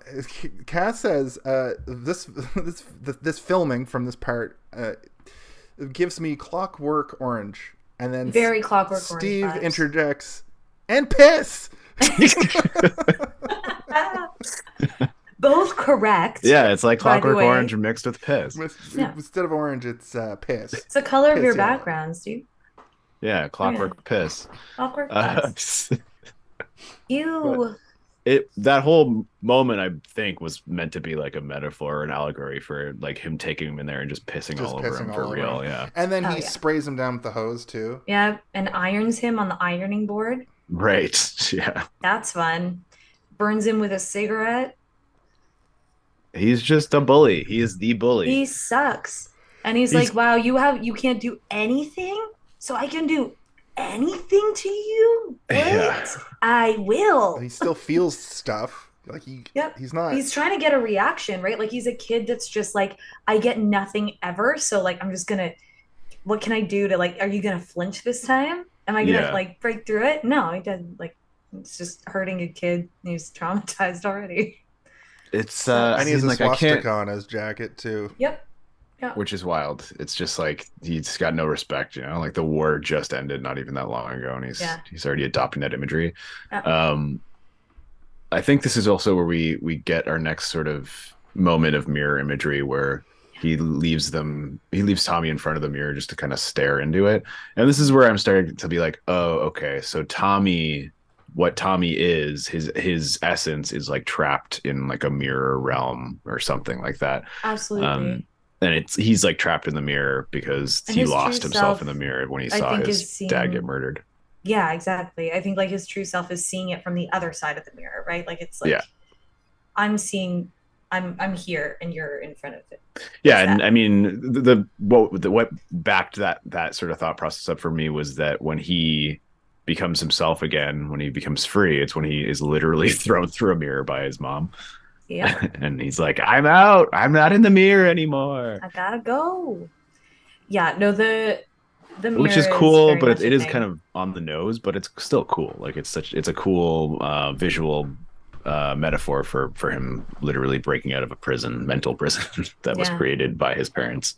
And also a song that's been like from the conception of this entire like concept album to film to stage, like Smash the Mirror is very much a thing. So I'm glad yes, it is on the nose, but it's also like, I don't know how else you could have taken that song. Yeah, sometimes visual metaphor doesn't need to be super complex. You can do Yeah. something very basic and it's like it's still impactful. It's impactful, yeah. Yeah. Yeah. Yeah, Cousin Kevin sucks. Yes, he does. Sucks. He's the worst. He's a real bag of piss. I don't know. I think Uncle Ernie is the worst. Well, that's the next thing. We get a gross scene where the dad's like, "You want to babysit my kid? Here's some money. Go." Blah, blah, blah. And then it doesn't even really bear repeating. No, it's bad. He sings a song called "It's so "Fiddling About." campy and silly and like, ooh, I got a trench coat on. Am I naked under it? Look at my everybody knows. It being campy adds to the nightmare of it. It feels like a nightmare. Like it feels like a weird lucid dream that like your brain is trying to make sense of, but all you feel is horror. Like you could I don't know if you guys have ever had nightmares where it's like this is the silliest thing, but but you wake up sweating. Yeah. Yes. It's very much that. It's funny you should say that. I think this movie gave me nightmares last night. Probably. I should say I like dreaming, like I like having dreams, so I don't necessarily experience nightmares per se, unless it's like I'm having a fever dream, like when you're sick. When I had COVID, it was the first time in a long time I experienced fever dreams, and those are nightmares, where the same thing repeats over and over. Oh, that's the worst. But a lot of the time, since I like movies and TV and video games and stuff, when I'm trapped in a dream and it seems real and it's kind of scary, it's like, oh, it's just like I'm dreaming. You can also like kind of lucid dream it a bit. I'm the same way. Like I can kind of flip the switch and be like, what's going to happen next? Because I'm already asleep. So shoot me with your banana gun. Yeah, that's been a dream of mine. But last night I did have a nightmare adjacent dream where I experienced like loss and joy and like a lot of emotions, and like I woke up being like, what the fuck was that? Yeah. And I think it was directly based off of this movie. For sure. I think it permeated right through to the psyche, because I don't usually watch a movie and then I am affected by it like this, right? The visuals are insane. Like it's I mean, not the same as like that whole kind of like subliminal messaging that they would put in movies and stuff, but like also very 70s and very 80s. But it kind of does that because of how jarring everything is and how quickly it goes. Like your brain doesn't have time to process it in the moment. And what happens when you go to sleep? You process your day. Mm-hmm. So it's going to stick. I did have that thing too, that this doesn't happen to me very often, but I woke up in the night and I was like, whoa, the fuck? and I fell back to sleep into that dream again.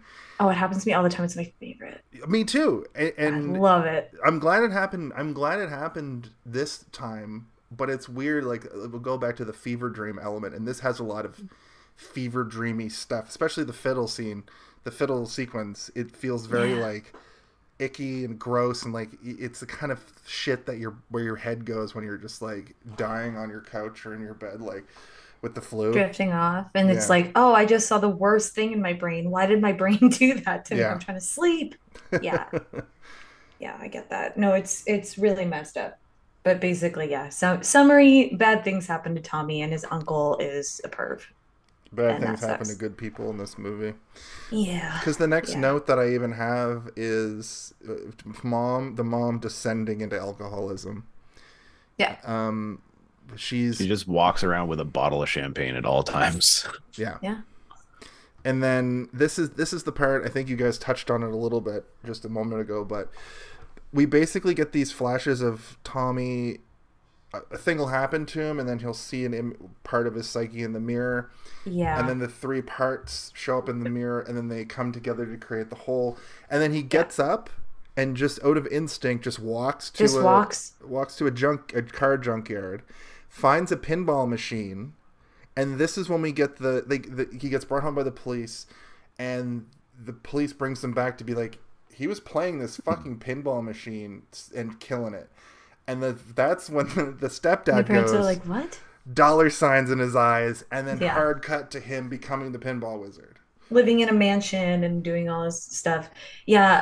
The really cool thing, and I didn't notice this on the first watch, but it makes sense. All of the traumas that happen to Tommy are all coded in a very specific color. So we have red for the acid queen, we have yellow for the piss color, cousin Kevin, and for the piss trauma, and everything with Uncle Ernie is all done in like this really dark blue lighting, like a nightmare shadow. Blue.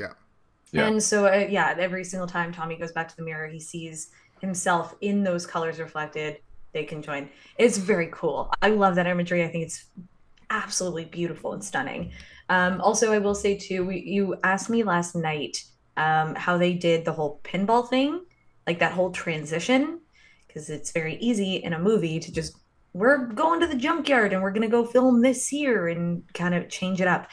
And I was thinking about it more in the stage version. They actually have the events happen in a different way. So we have Acid Queen, and then we have Uncle Ernie, and then we have Cousin Kevin. And then Cousin Kevin, after torturing Tommy and just messing with him, brings him to the arcade because he has to babysit him. So he's like, well, he's got to come with me and I want to go.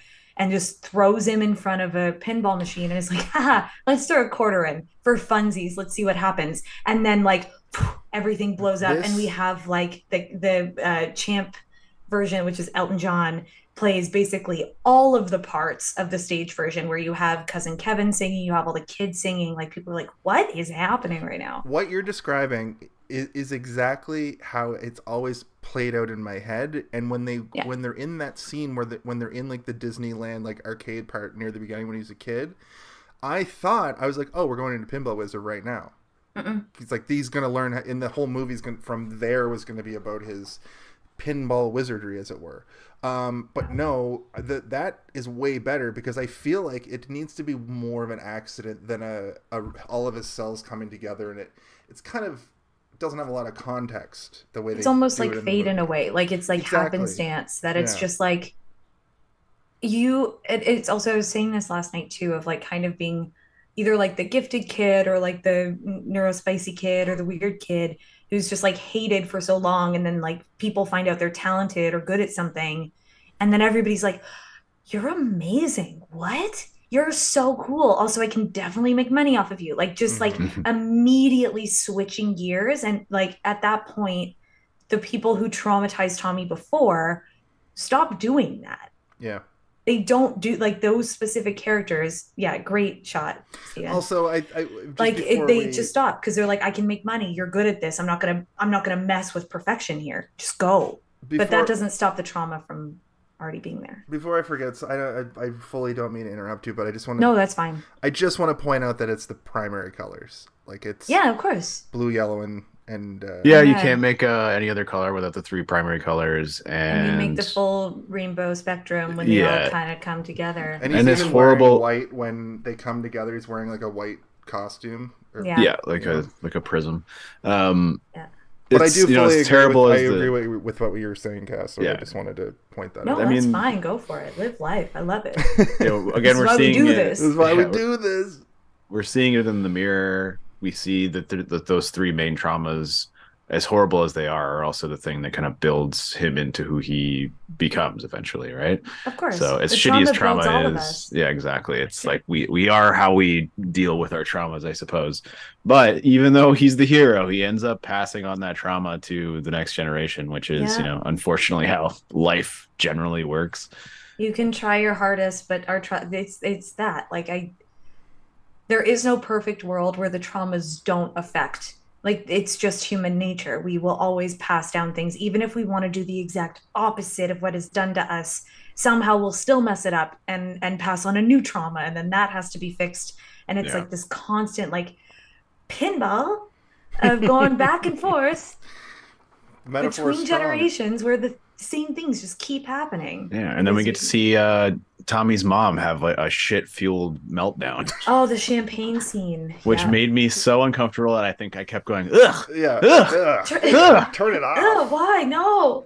It's just chocolate pudding. It's just chocolate pudding. That's what I kept saying. It was not. It was. It's chocolate pudding. It's chocolate pudding. That It was is not melted chocolate, the actually. implication. Yeah. I don't know about you guys, Chocolate. but the traumas in my life have sort of formed who I am. So now I'm not Oh, saying. Yeah, course. all of my Yeah. traumas are shit related for sure. and baked beans Yeah. Oh my and God. champagne. So let's talk about that sequence a little bit because I couldn't believe how It's crazy. unveiled cocaine illusions it was. Like she's rich, she's got nothing better to do than drink all day. The room is white. The bed is Also traumatized. a white So it's like, what else circle, am I going to yeah. do? I'm going to drown myself drinking in champagne. anything. Yeah. She's wearing a white fur coat. She's wearing a white, like they may as well have had. They may as well have had her. What the fuck? Why can't I do that? They may You as can well, do it. We believe in you. She should have been doing a bunch of cocaine, but I think whole that was time. kind of the They're like, implication. oh my That was god, the they should have had her implication. laying in like a bank of snow. or something like that, right? Yeah. Yeah. And then throw baked beans and melted chocolate on the snow, and then Well, we all know becomes a that mess. cocaine Yeah. is a diuretic. True. And It's actually, true. so what happens is she's flipping between Tommy on TV winning the big pinball and Yeah. and a commercial trying to for escape it. a detergent that is called High Powder, right? Yeah. And she's flipping back and forth. So, maybe the metaphor wasn't that veiled. It's the same thing with the poppies, right? Where they're trying Yeah. to spell out what is going on without Drugs them are literally bad. doing the drugs on screen. Because I think if they were to, if you show drug use literally, it ends up giving you a higher rating at the end It of the does, day yeah. than Yeah. if you do creative stuff like this to try and be like, saying it Go without around saying it. But then And also in 75, I feel like maybe you might have been able to get away with even how dark this movie does get. Yeah. Because it's like, oh, well, technically is fine. but I then mean, this movie Bubbles- would be fine nowadays. We have a movie called Cocaine That's Bear true. in We covered it 3 mainstream weeks media. ago. But it's Yeah, rated R. That's true. So Bubbles shoot her to the screen, then Yeah. baked beans, because there was a whole sequence we kind of glossed over because it's not really that important. It's like the commercials yeah. or whatever of like for showing the this baked beans. weird That's baked actually beans thing. it's a very cool thing. The director, this is also a song that was added specifically for the movie because he was like, capitalism It's very- sucks. yeah, it's and very we're all like a addicted jingle. to everything. And it was actually costumes and like set pieces that was used for the Three Musketeers. And he had actually done like either he had done or something happened where he was like shooting a commercial for something and he thought it was absolute bullshit.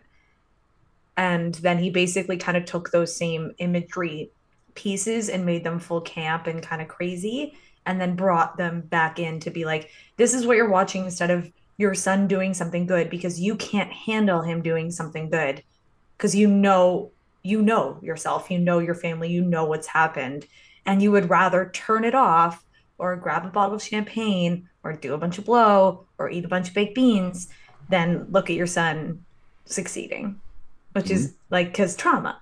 It's crazy. Yeah, because Crazy. then after the beans shoot out of the TV, a bunch of brown liquid shoots out of the TV, and she's like writhing in it, and it's gross. The fiddle. It's gross. The fiddle scene is like she crushes it though. She commits to the bit so hard. Yeah. The fiddle scene is outright disgusting because of the implications, but this is a close second because of there's no implication. It's visually disgusting. Yeah, it's visceral, it's vitriolic, it's fucking gross. It's just uneasy. It's animalistic, right? Like it's like that kind of like addiction to both like luxury and like, you know, drugs or booze or whatever. It's that like I need it. I will do whatever I have to. I will scratch my own eyes out. I will do anything. It reminded me a not lot. Feel and not know what's happening. It reminded me a lot. I watched Triangle of Sadness recently. Mm-hmm. Did you watch? Oh, yeah. No. Steve's seen it. I love that movie. I think it's great. Uncomfortably. Well, after talking to you, I hated it, and then after talking to you, you helped me work through.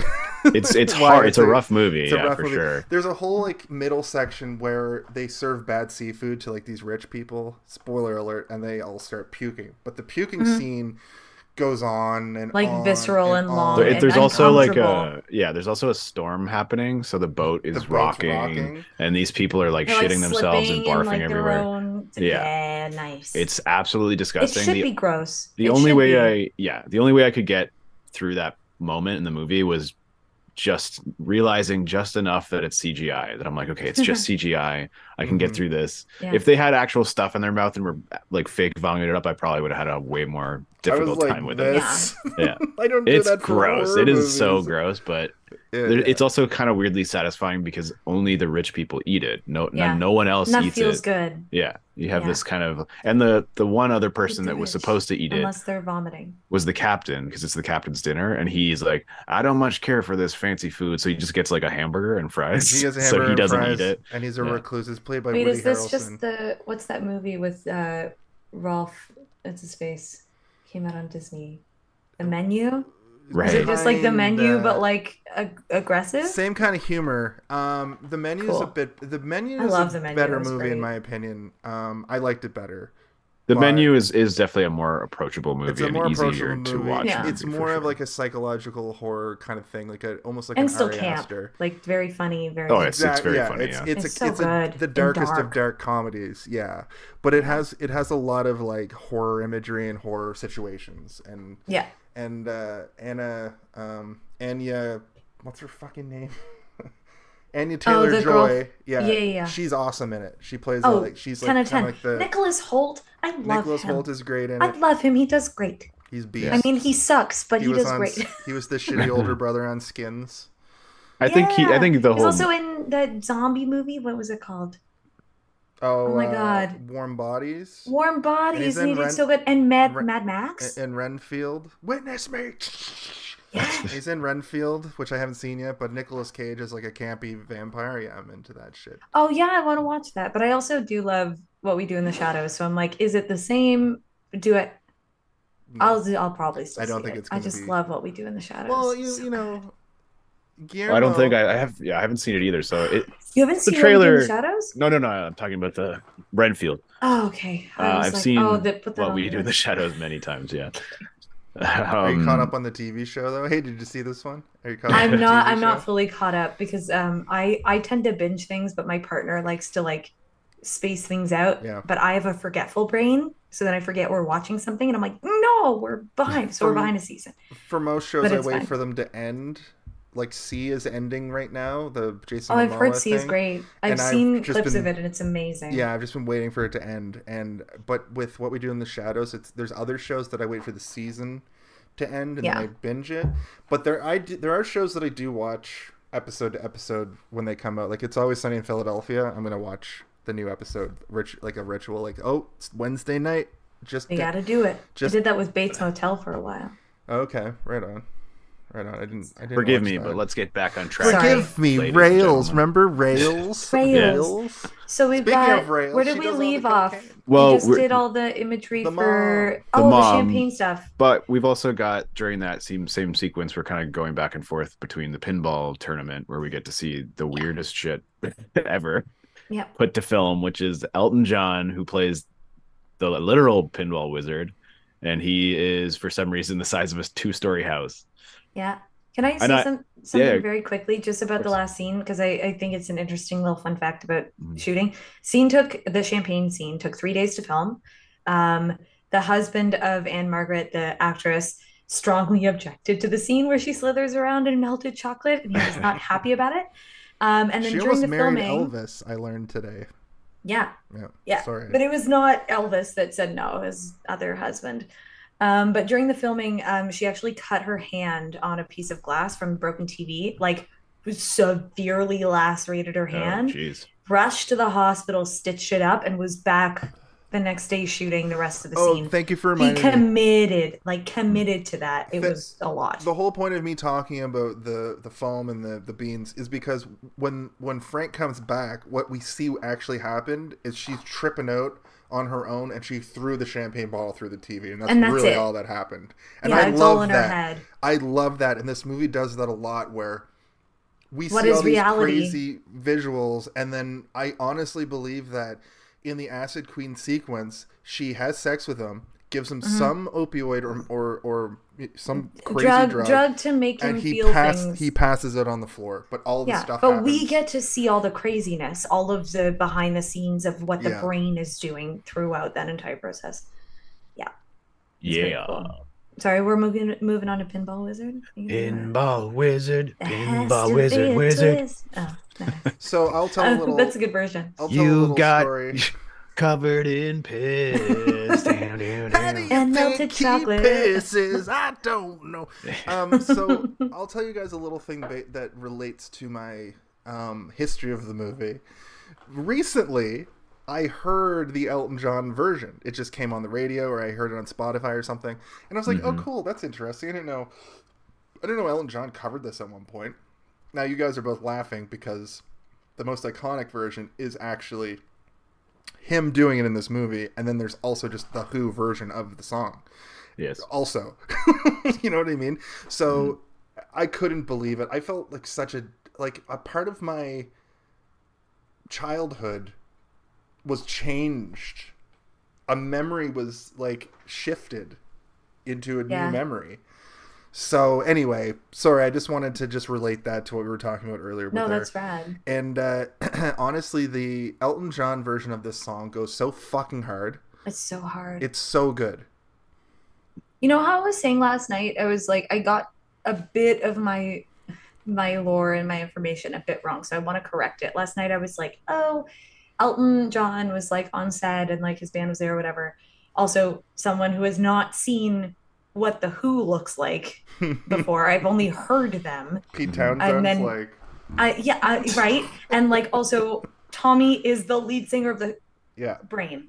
I did not know. But it's a little bit backwards. So Elton John came into the studio, the Who wasn't there. So the entire recorded soundtrack version and also what you hear in the movie is Elton John and his band. But in the movie itself, you see the Who as the band members. Yeah, they're and performing like in the background. guitars and doing their thing. Keith Moon's As they playing the usually drums did. and there's water coming off the drums, which I thought was And cool. he was Steve just hated. smashing the set. And then he he was just- also famous for that too. Yeah. He like would I think I said that earlier, but he would like blow I up said, his drum who do kits you and stuff. think you are? I With don't those know. wet drums, who do you think you are? Running round leaving scars. Won't get fooled again. That's the Who, right? Or is that just Who? Yeah. There's just things that Who are you? visual Guess things Who. that make me uncomfortable, and that's one of them. The boots? The boots make me uncomfortable, but so do the wet drums. I don't like wet drums.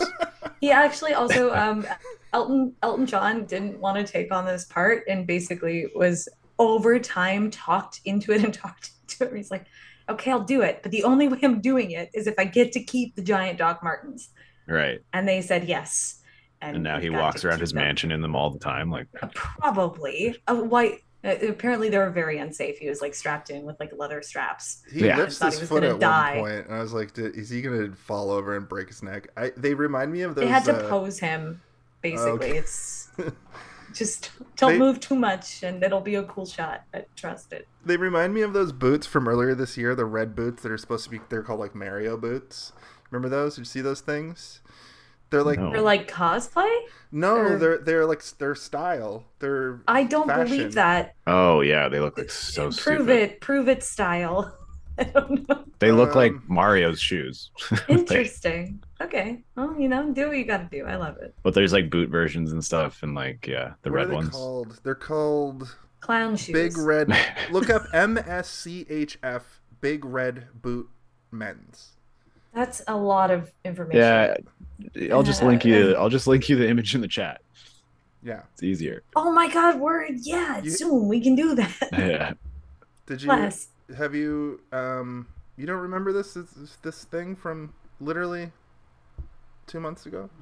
Whoa, what's my phone No. freaking? I'm catching up on shows from like a decade ago. Like I'm behind the times. There we go. It's in the chat. Oh, it's on Etsy too. Nice. Yeah, I think it was an Etsy thing to begin with. Who do you think you are? I don't know. Oh yeah. I didn't know that was real. They also look like oh my God, what's his name? Oh my God, video game character. Mega Man Mega Man boots. Yeah. Thank you. or Yep. Astro Boy. Yeah, they look stupid. I can't believe that people wear them. It's wild to If you me. put a high enough price tag on something, everybody will think it's actually good. and Some they'll buy doofus it. will buy it. Yeah, they do kind of. They are reminiscent of the Elton John shoes in this movie. A little bit, yeah. But like But, more basic, less punk. Yeah, Less like that Doc Martin rock and roll-y. they also don't make you the size of a house. Like he was. He was towering over everything. He's so. I mean, that's another thing, right? You're like, how much of that is meant to be how Tommy is perceiving this imposing figure, right? Like Oh, for sure. he sees him as just like a giant monster man, but really he's just a regular sized guy. Well, also if we're thinking about it in like through Tommy's gaze, Tommy is playing pinball. I We mean, just did you found out he was see him good in at this it. movie? I'd be one of Tommy's gays for sure. Oh my, yeah. Get me in there immediately. He's ripped and beautiful. Look at that hair. Oh my God. Stunning. I believe His eyes. cum gutters. The term cum gutters was thrown around. We did talk about this and we were like, oh, this lingo does continue for I think that's all when of you time. called me old. I did. It was that moment. I was like, I know what that word is. I know. Also, just a quick side note: when we did Repo, it was definitely thundering and lightning, and it's Oh, it's also fully storming tonight. Thundering and lightning. So I think it's 2 episodes in a row. Episode 99, 100, and weirdly enough, episode 99, 100, the only 2 episodes you've been on and consecutively. So you did this. Your witchy I ways. bring the thunder. I'm pulling a Florence bring in the the machine thunder. and calling the storm to me as we talk about some messed up stuff. You control the weather machines that are also turning the friggin' frogs gay. So It's true. I prayed to my crystals and did my whole thing, so we're good. What was I gonna say? We got Elton John doing weird things. Oh yes, so we're seeing it through Tommy's gaze. I got there, and it makes sense for us to see like Elton John elevated on a different pinball machine that's way up in the sky, because Tommy's just like, oh my God, I just realized I'm good at this and this kind of gives me joy in life and I've never been able to do this before. And then he sees someone who's just like, I will take you down. I am the king of this. You cannot beat me. And he's like, why? Can we just have fun and like play this fun game? I don't know. Like, I'm just living my life and I'm not trying to like throw you off your platform or whatever. And the guy is just like, yeah, just above the clouds on his high horse. Can't take it. So wild. Who do you think you are? I don't know what makes him so good. So supple good. risps. Wrists. Supple wrists. Supple And then wrists. this is about the time now where we have these 2 really visually intense sequences, and then we find out that Frank has found a specialist for Tommy. There's a doctor, we say. A doctor. Seems like a cash grab to me. A cash grab. And this doctor concludes that Tommy is basically in a state triggered by emotional trauma, not It's physical a mental trauma. block. Yeah. He's still reacting. Also very Clockwork Orange too, like seeing Tommy and like with like this thing over his eyeballs and like connected to all these wires.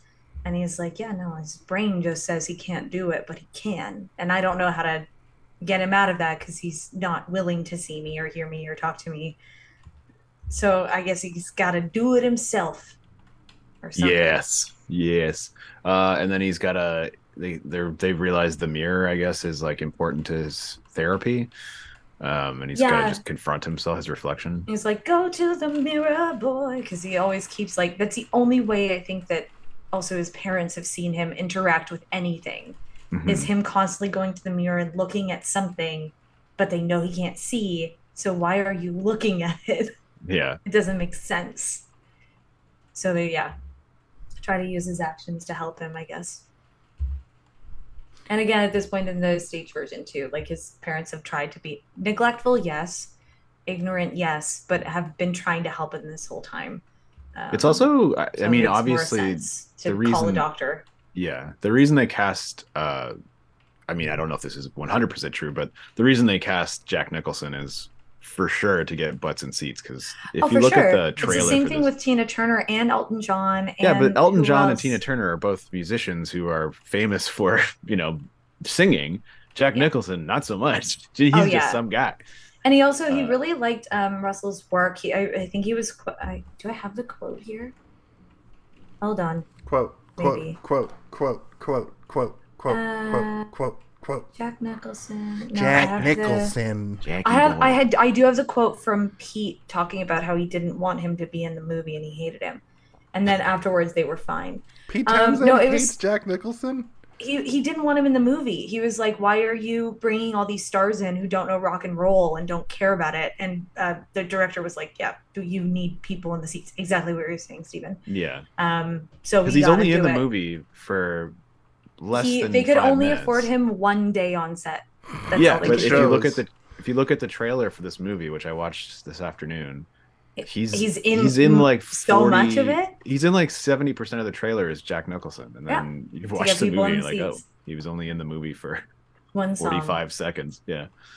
No, the whole thing with Jack Nicholson, I'm paraphrasing because I didn't write the quote down, but he was basically saying like he had seen Russell's work before, and he was like, I love what he does, and some of his stuff I love, and some of it I absolutely hate, and I just want to be in the room with him and see what makes him tick. Right. And that's why he was like, put me in, coach, I'll do it. But one day, that's all you can afford. One day. Yeah. But yeah, no, the Pete, the guitarist who also is the mastermind and unfortunately the inspiration for Tommy and all of his traumas, basically saw him in the recording studio, and he made him record his one song, one moment over and over and over again because he hated it. And he was like, that's his quote is, he would look at someone and be like, he's a rock star, looks like a bloody accountant to me. Oh shit. And he was like, get him out of my space. He does not know rock and roll. The crazy thing about that is that they're friends now. I think it's fine. Jack Nicholson's was kind of a rock star actor at the time, he was kind but of not musically. Musicians and actors in that time were like, I don't mean we are different musically. I mean in the acting sphere. Oh yeah, A-list doing crazy things, exactly. Like counterculture also as well, like with like The Shining and all this. Yeah, he's doing crazy stuff. Yeah, so it's great. It's great casting, and it makes sense based on what I said earlier about how he was in One Flew Over the Cuckoo's Nest. Now he's running the asylum. It's brilliant to put him in that role. I think it's... And give him an accent for no reason. Because everybody's British in this movie. I think it's hilarious that he was like, I'll do one day, though. That's it. I'm a big Hollywood actor.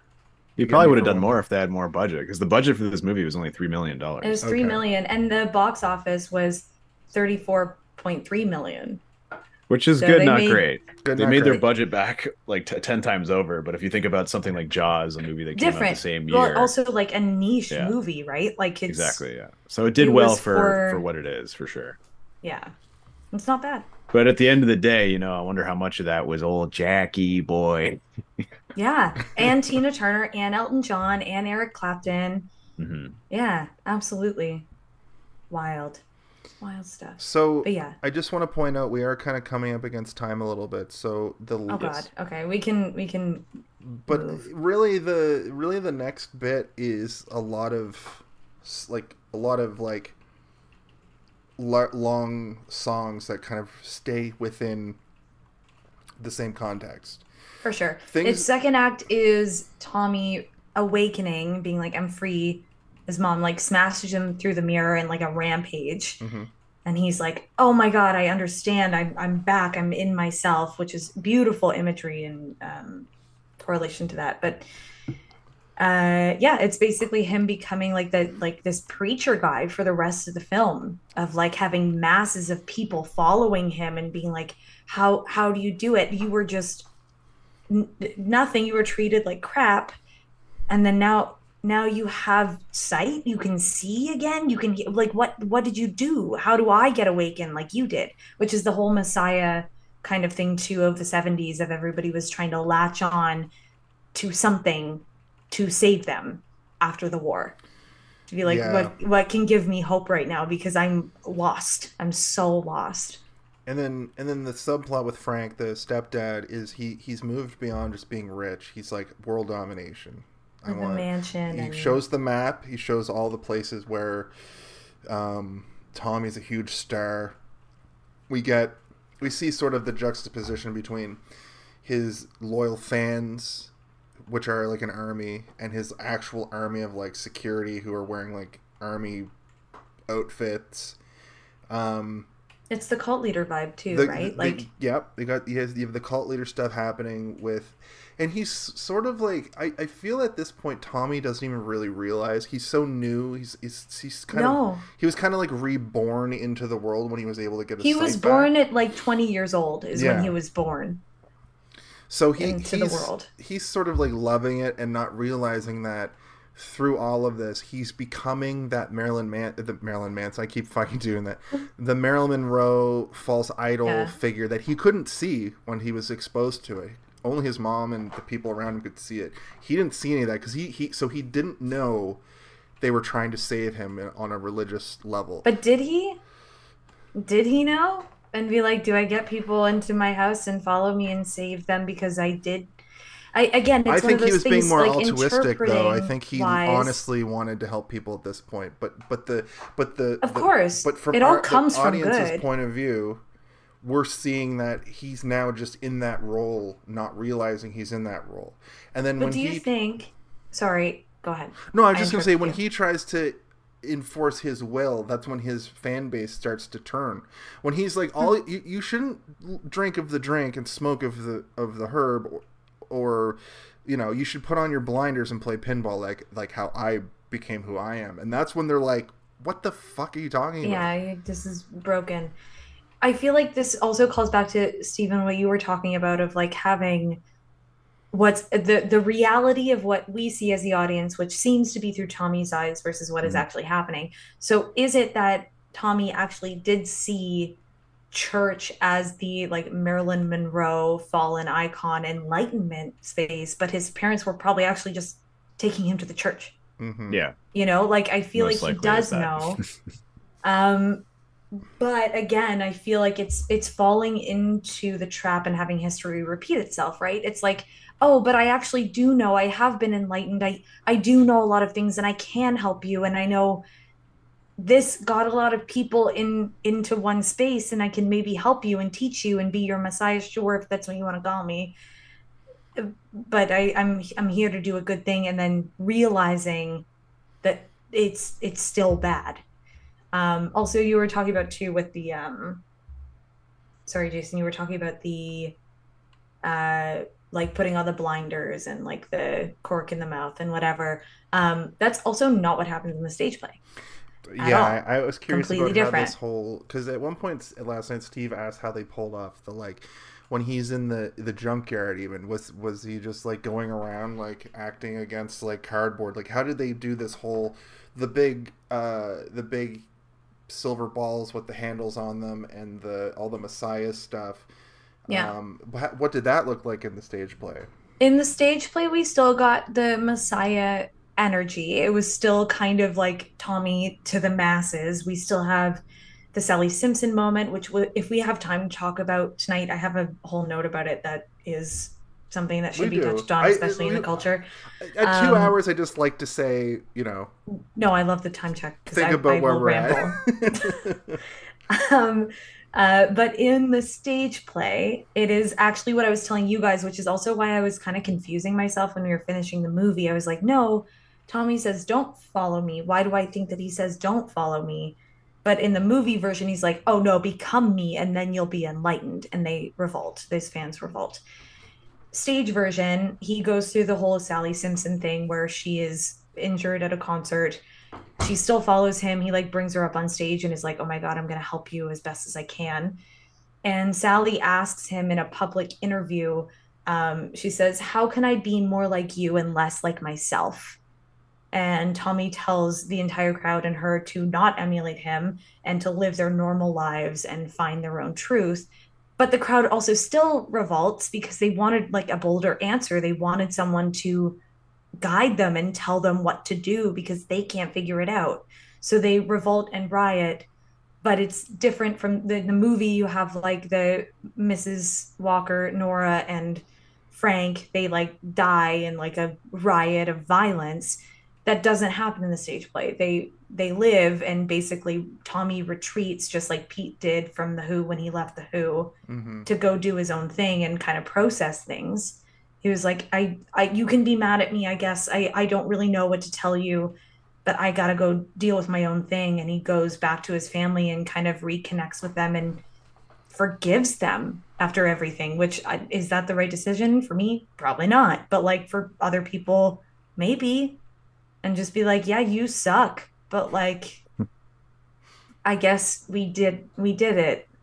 Yeah. And now you're all I have. And also my fans don't know me either. So, You were also saying, there's a part that I kind of misinterpreted that you made a good point about where he's inviting people to come to his home, but it's giving, you can come over and you can be here for like a minute, but like once I'm going to get over it real quick. It was the false love of like the 60s and 70s of like peace and love and we love each other and everybody's best friends. But it's like, sure, you can come hang out and then I'm tired of you. Move along, please. This is performative. It's not real. Yeah. It's false. That false god or false icon, right? And he has that dinner, and then Frank is trying to like have as many people come through the house as possible, which and make money. He kind of turns his. It's kind of like Dollyland or what's Elvis's Graceland. It's kind of giving Graceland vibes where you can. It was giving me like what is it? What's that called? That everybody died in the gunfire. Waco, Texas. Waco, Texas. Heaven's Gate. Kind of that vibe.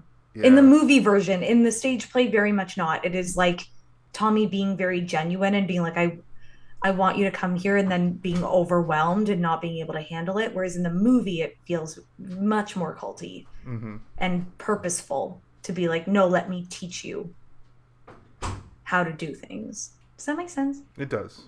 It does, absolutely. Also, I just saw a full-on lightning bolt.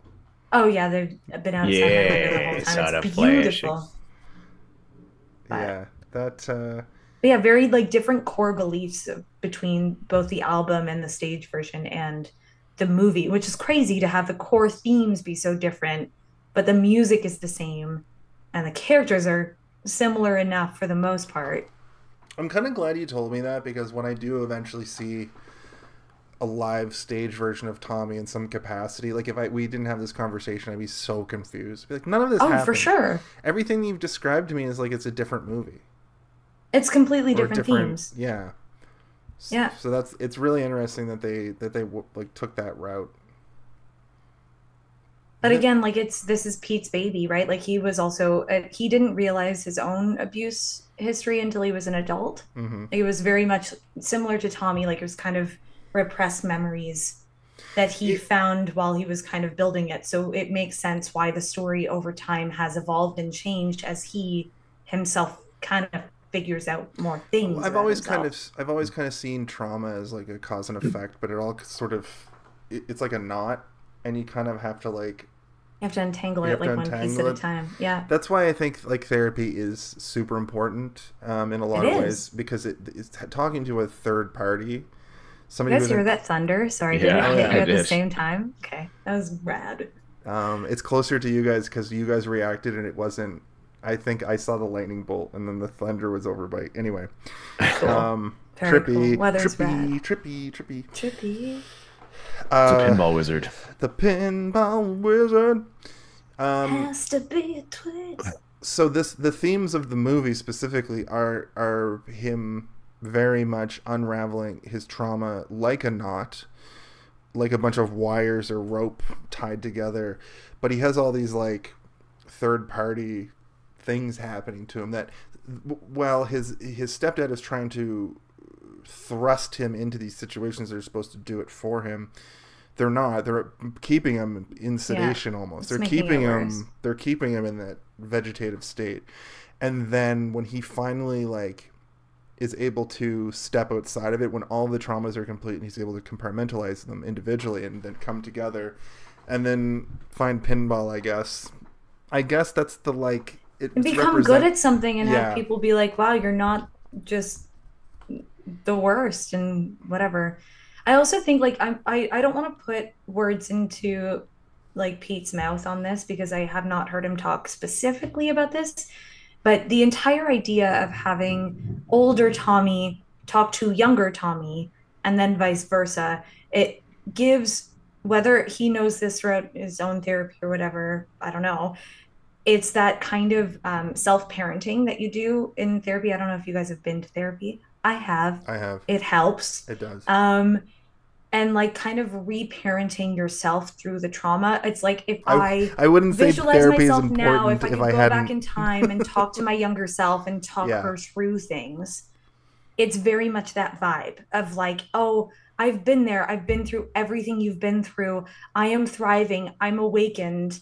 I have a following. I can do all these things. You'll get there. And I'm so sorry it's happening to you right now. It's very much that like, self-parenting thing.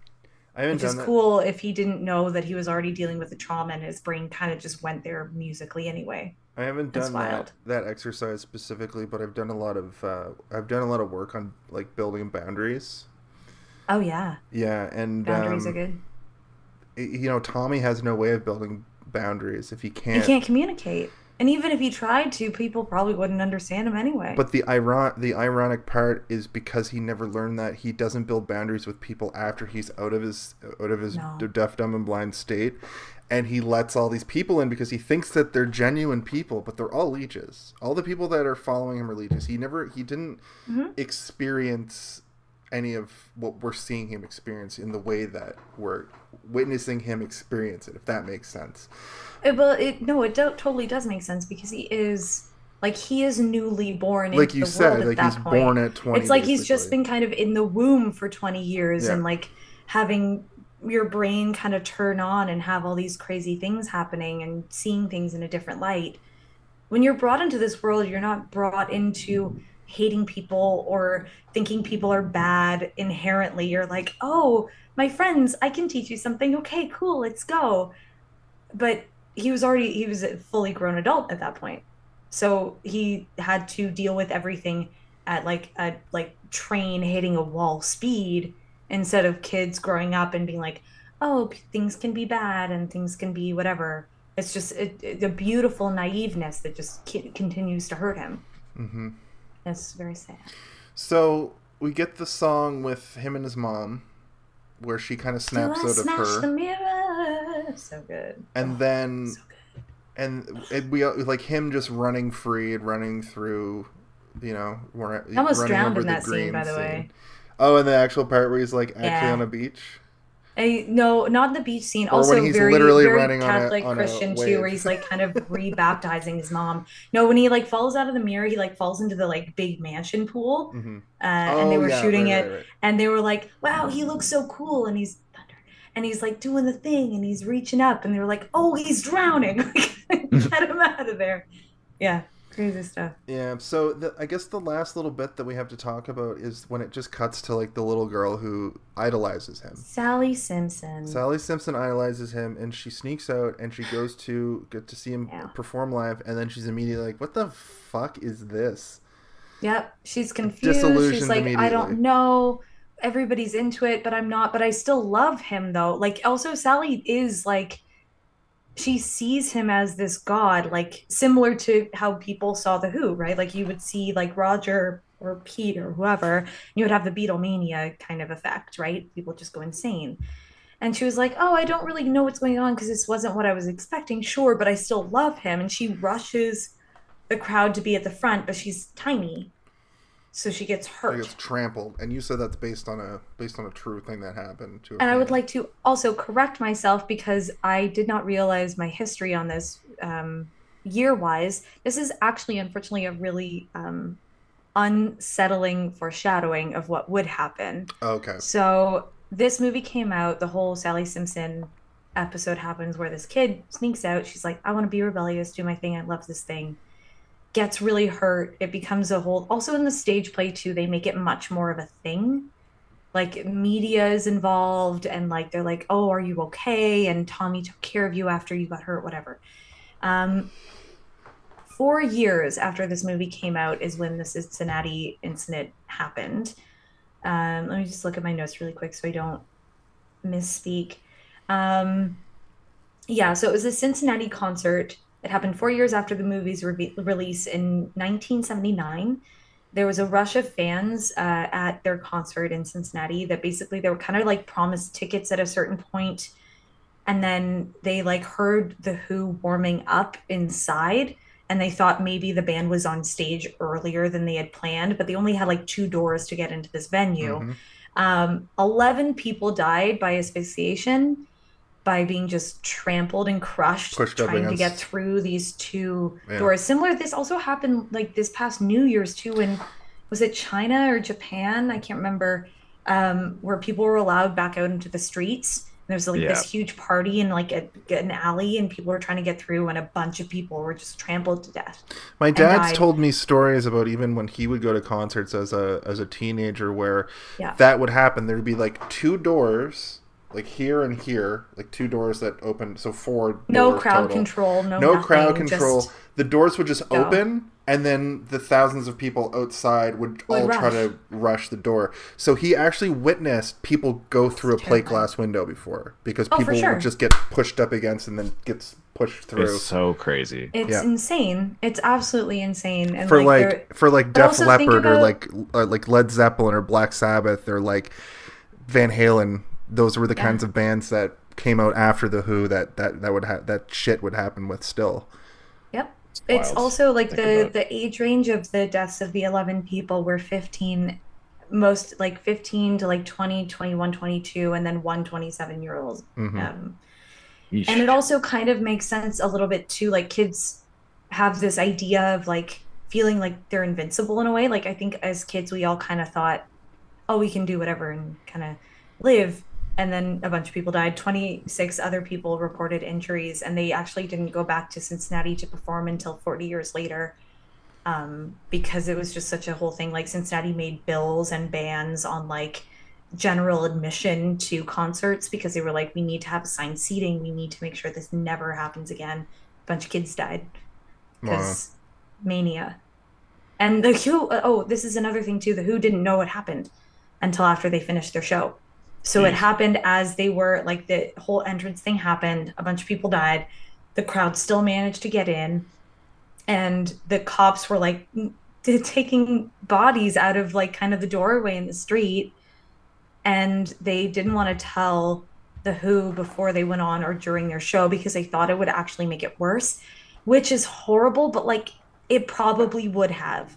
At that point, if people are crazy enough to like trample over each other and then you cancel a show halfway through, it would have been madness. But then the band also couldn't be like, oh my God, I'm so sorry this happened. Am I responsible? Am I not?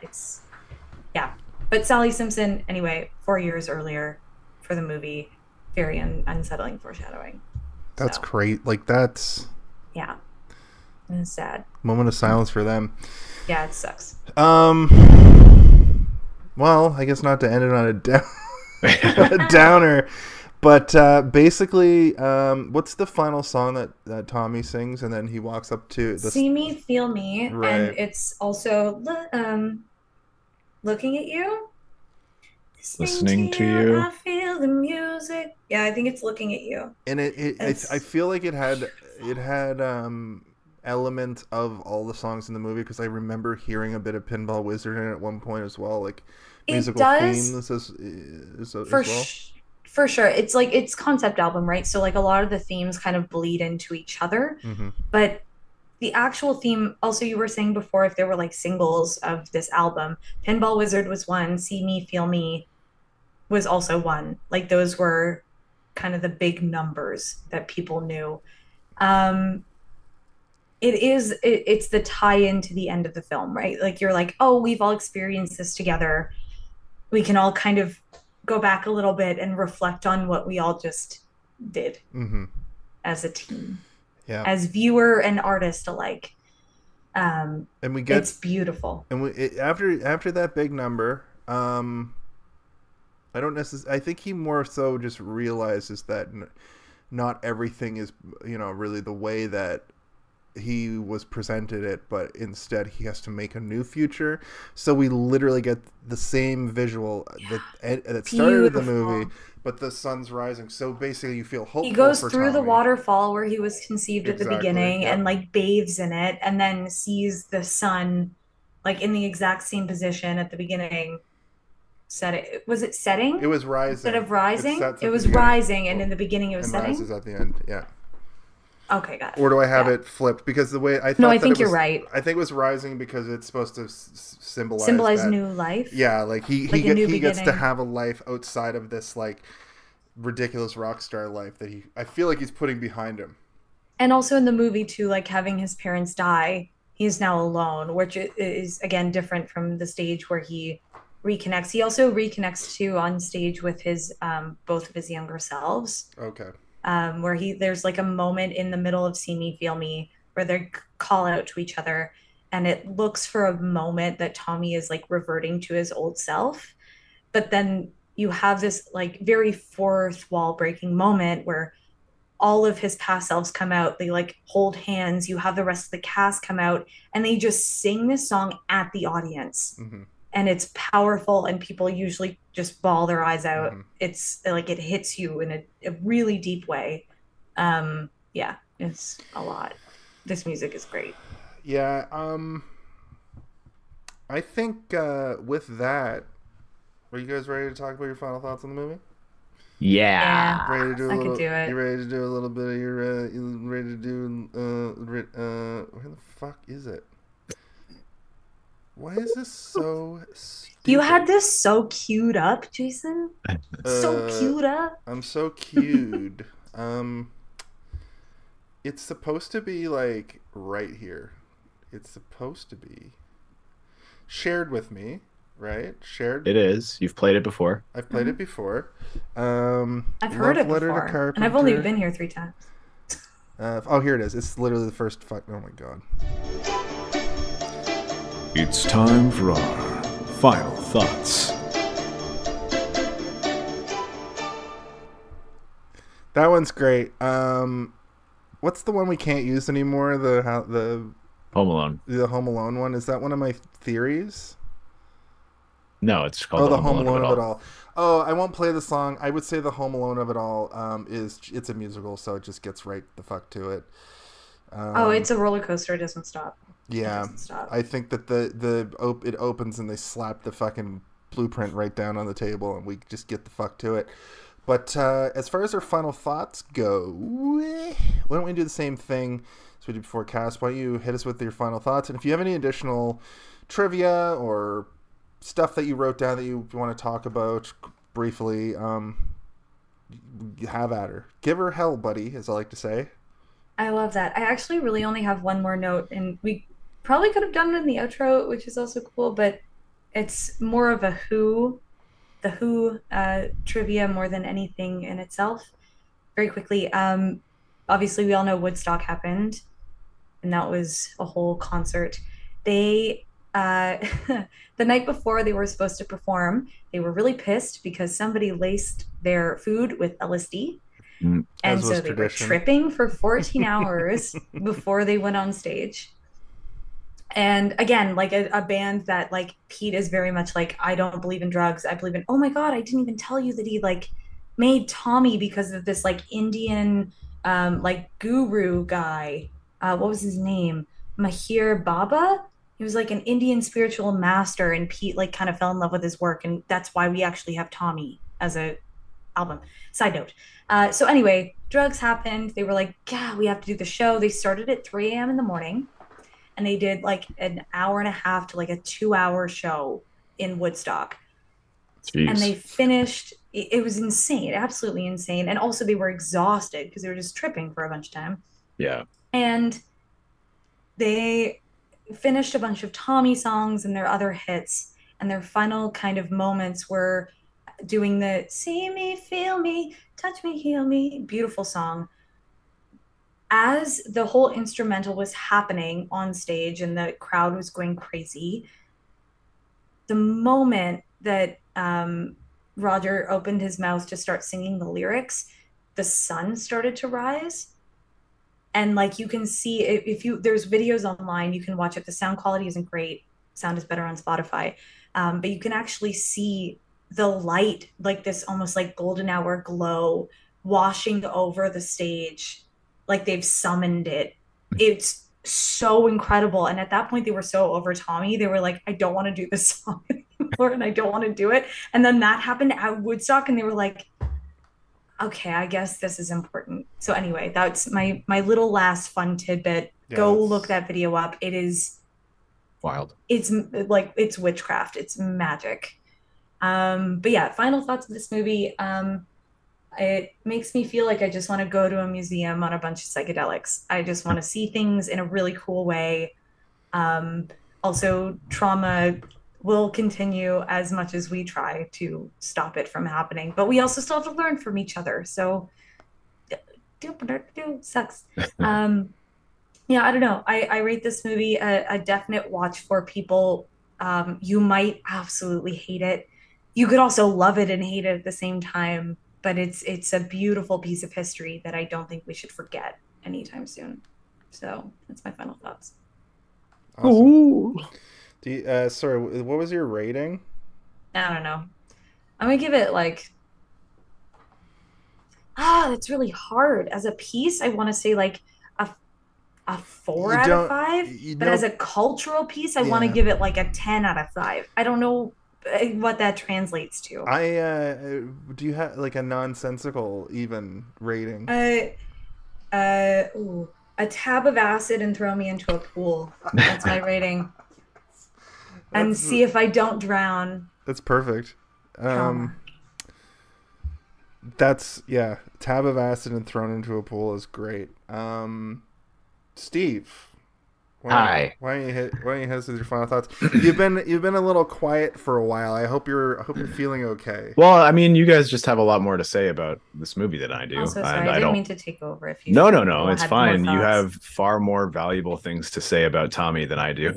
I can tell you about the impact it had on me more than I can about anything else. I think that the movie visually is amazing. The music obviously is great. The performances are really good. I cannot say, however, that I went through the entire movie loving the whole thing, because it made me feel very uncomfortable and gross at times, which is an accomplishment of art. It's meant to make you feel stuff and think things, and it did. So for its job, it did a good one. But it's a very abrasive experience. And, I did not dislike it in any way, but I did find it very difficult to get through at times based on the experience overall. Overall good, though. It's a good experience, and I do recommend people watch it. I just don't think that I'll be able to revisit it all that much because of how intense it is and how the themes are so hard to comprehend and hard to deal with. The visuals are in your eyes, like they just like stabbed you in the eyes with syringes full of heroin. But yeah, like that stuff, this stuff, the sunrise at the beginning, there are these really, really beautiful shots throughout. And I love the use of color. I love the costume designs, and I love all of the cameos. throughout. I am interested to know what it would have looked like if David Bowie was the Acid Queen. Also, the name the Acid Queen is an amazing name. Love it. Like that's my new D&D character. The Maybe Acid that's Queen, my yeah. abyssal character is the Acid Queen. Sure, yeah, it sounds like a good idea to me.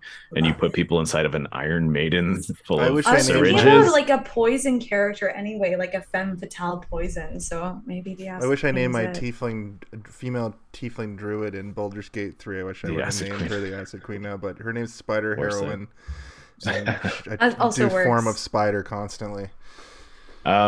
As for my rating, yeah, I give it 3 separate traumas out of 5. All color coded. Just 3 color-coded traumas out of 5. That's Yeah. amazing. I mean, it's accurate to the plot. 3 specific traumas. Yeah. Yeah. Good. Fantastic. Thank you, Steve. There's not a whole lot that I can add to that you guys didn't cover. I feel the same way about Steve in a lot of ways. I think it might have resonated with me a bit more, and I think it's I'm in a situation similar to when I watched Big Trouble in Little China last year, where I was like, I should have fucking seen this movie when I was 10 years old. God damn it. This movie, the first thing I wrote was I too old for this movie to change my life? Probably. But if I had seen this when I was 16, when I thought I was listening to the soundtrack, it might have actually altered some things about the way that I perceive rock operas and stuff. And also, Why do you think I am the way I am? It's because I went through Repo and Tommy in the same 14 years old year. Yeah, like that's what I'm saying. Like if you're 14 and you're listening to this, first of all, leave. But if you stick around, go watch Tommy and just get a little bit messed up on how there's a lot of realities in this movie that you're faced with, and this movie translates.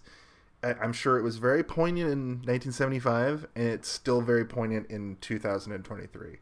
I give this movie a 4 out of 5. This is something I will go back and listen to specifically. I'll listen to the soundtrack. I didn't get a chance to listen to the cast recording songs that you sent me, but only because of my own weird aversion to spoilers. And I know it sounds dumb because I've seen the movie, but I need to listen to it in order all the way through. Yeah, For the it first has time a different vibe for sure. Like it's Yeah. very much more like stage piece. I will say, sorry, my cat is scratching my shirt like a crazy person. The Acid Queen song, oh my God, it's so good on the recording. And also we get a song that we don't have in the movie called, I believe, My Own Eyes. And it's this whole thing of like, again, Mr. Walker not being dead and the Walkers being together. And them kind of resigning themselves to being like, I want to take my own life back, and maybe we put him in an institution. I don't know what to do anymore. Mm-hmm. It's a musical theater song, like a rock musical theater song that you wouldn't probably think The Who would ever play, but it's a very good addition to the stage version, and it's worth a listen. Awesome. So. I do collect vinyl, so like there's a record store around the corner from my work that I discovered that has a lot of like pretty pop stuff and pretty eclectic stuff, and I'm gonna go check out their Who section because I really want Tommy on vinyl now. And other than that, like visually, there's so many visuals in this movie that go from like that opening bit where it goes from like pretty grounded like set changes, like very theater set change style from him, and then he changes in from his like lounge wear and his like having a date with his wife to like going to war. And then when you see those gas masks and then her getting into the cage, that's when I was like, oh, I see what's going to happen here. We're going to see a lot of real grounded stuff, but then a lot of trippy, like what the fuck you have to interpret it, right? I think as a rating, like I said, 4 out of 5, but I think I give this going to see this movie in theaters with your mom when you're way too young, and it setting the course of the rest of your life, and then you become your own dad, which I very much kind of have. Trauma. Generational trauma. Generational trauma that you have to sort of unravel. A lot of our parents think that therapy is unheard of, but I think all of our parents could. My rating for this movie is all of our parents need therapy. We all maybe could have been like one step ahead if we all were doing the work together. Exactly. Exactly. So with that, I think that's the end of the show. I forgot to hit record, but whatever. Whoops. Whoops a doodle. It's funny that episode 100 it all came to a head here, and this was the one where I was like, Oops. I do forget. I love that. I do forget frequently. It will live forever on Twitch and YouTube, though, so that's good. Cass, once again, please come back all the time, constantly. Become the third member of our show. What did I say that out loud? I live for the nerdy little fun tidbits. I can't help myself. And that's why I feel like I grew up on watching like the director's commentary, like behind the scenes for all the movies, and I was like, I need to know how you did that. Yeah. Insane. You're a welcome addition to the Rogues Gallery of Hey Did You See This One? And here's to another 100 episodes. Cass, once again, thank you. You're good for the ages. And, beautiful. I guess at this point of the show, I got to do the thing. Do you want to kill them? I'm me. Do you want to kill that? Do you want to just kill it right here, right now? Do you want to just shoot it in the head? I know you hate it. I mean, I've always Fill thought it with some acid. I came up with it. I thought it was goofy. It's for Steven and Jason. For Steven and Cass. That whole thing. This thing. I'm killing it. It's dead. Going forward. But how will we know the show's over? Because love you guys, bye. Yeah, love you guys, bye. And this week, I just have to ask everybody the question they ask themselves each and every week. And that is, of course, Cass, do you want to hit us with the name of the show? No. Hey, did you see this one? Perfect. I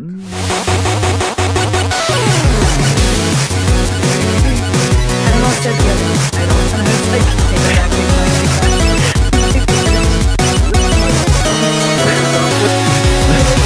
Spoiler Goblin, also very good. Yeah, Spoily and the Goblin. Welcome back to Spoiler the Goblin. Also, I will say, after watching this movie last night, and then watching a bunch of The Who just crush it, oh my god, watch them at Woodstock. It is insanity.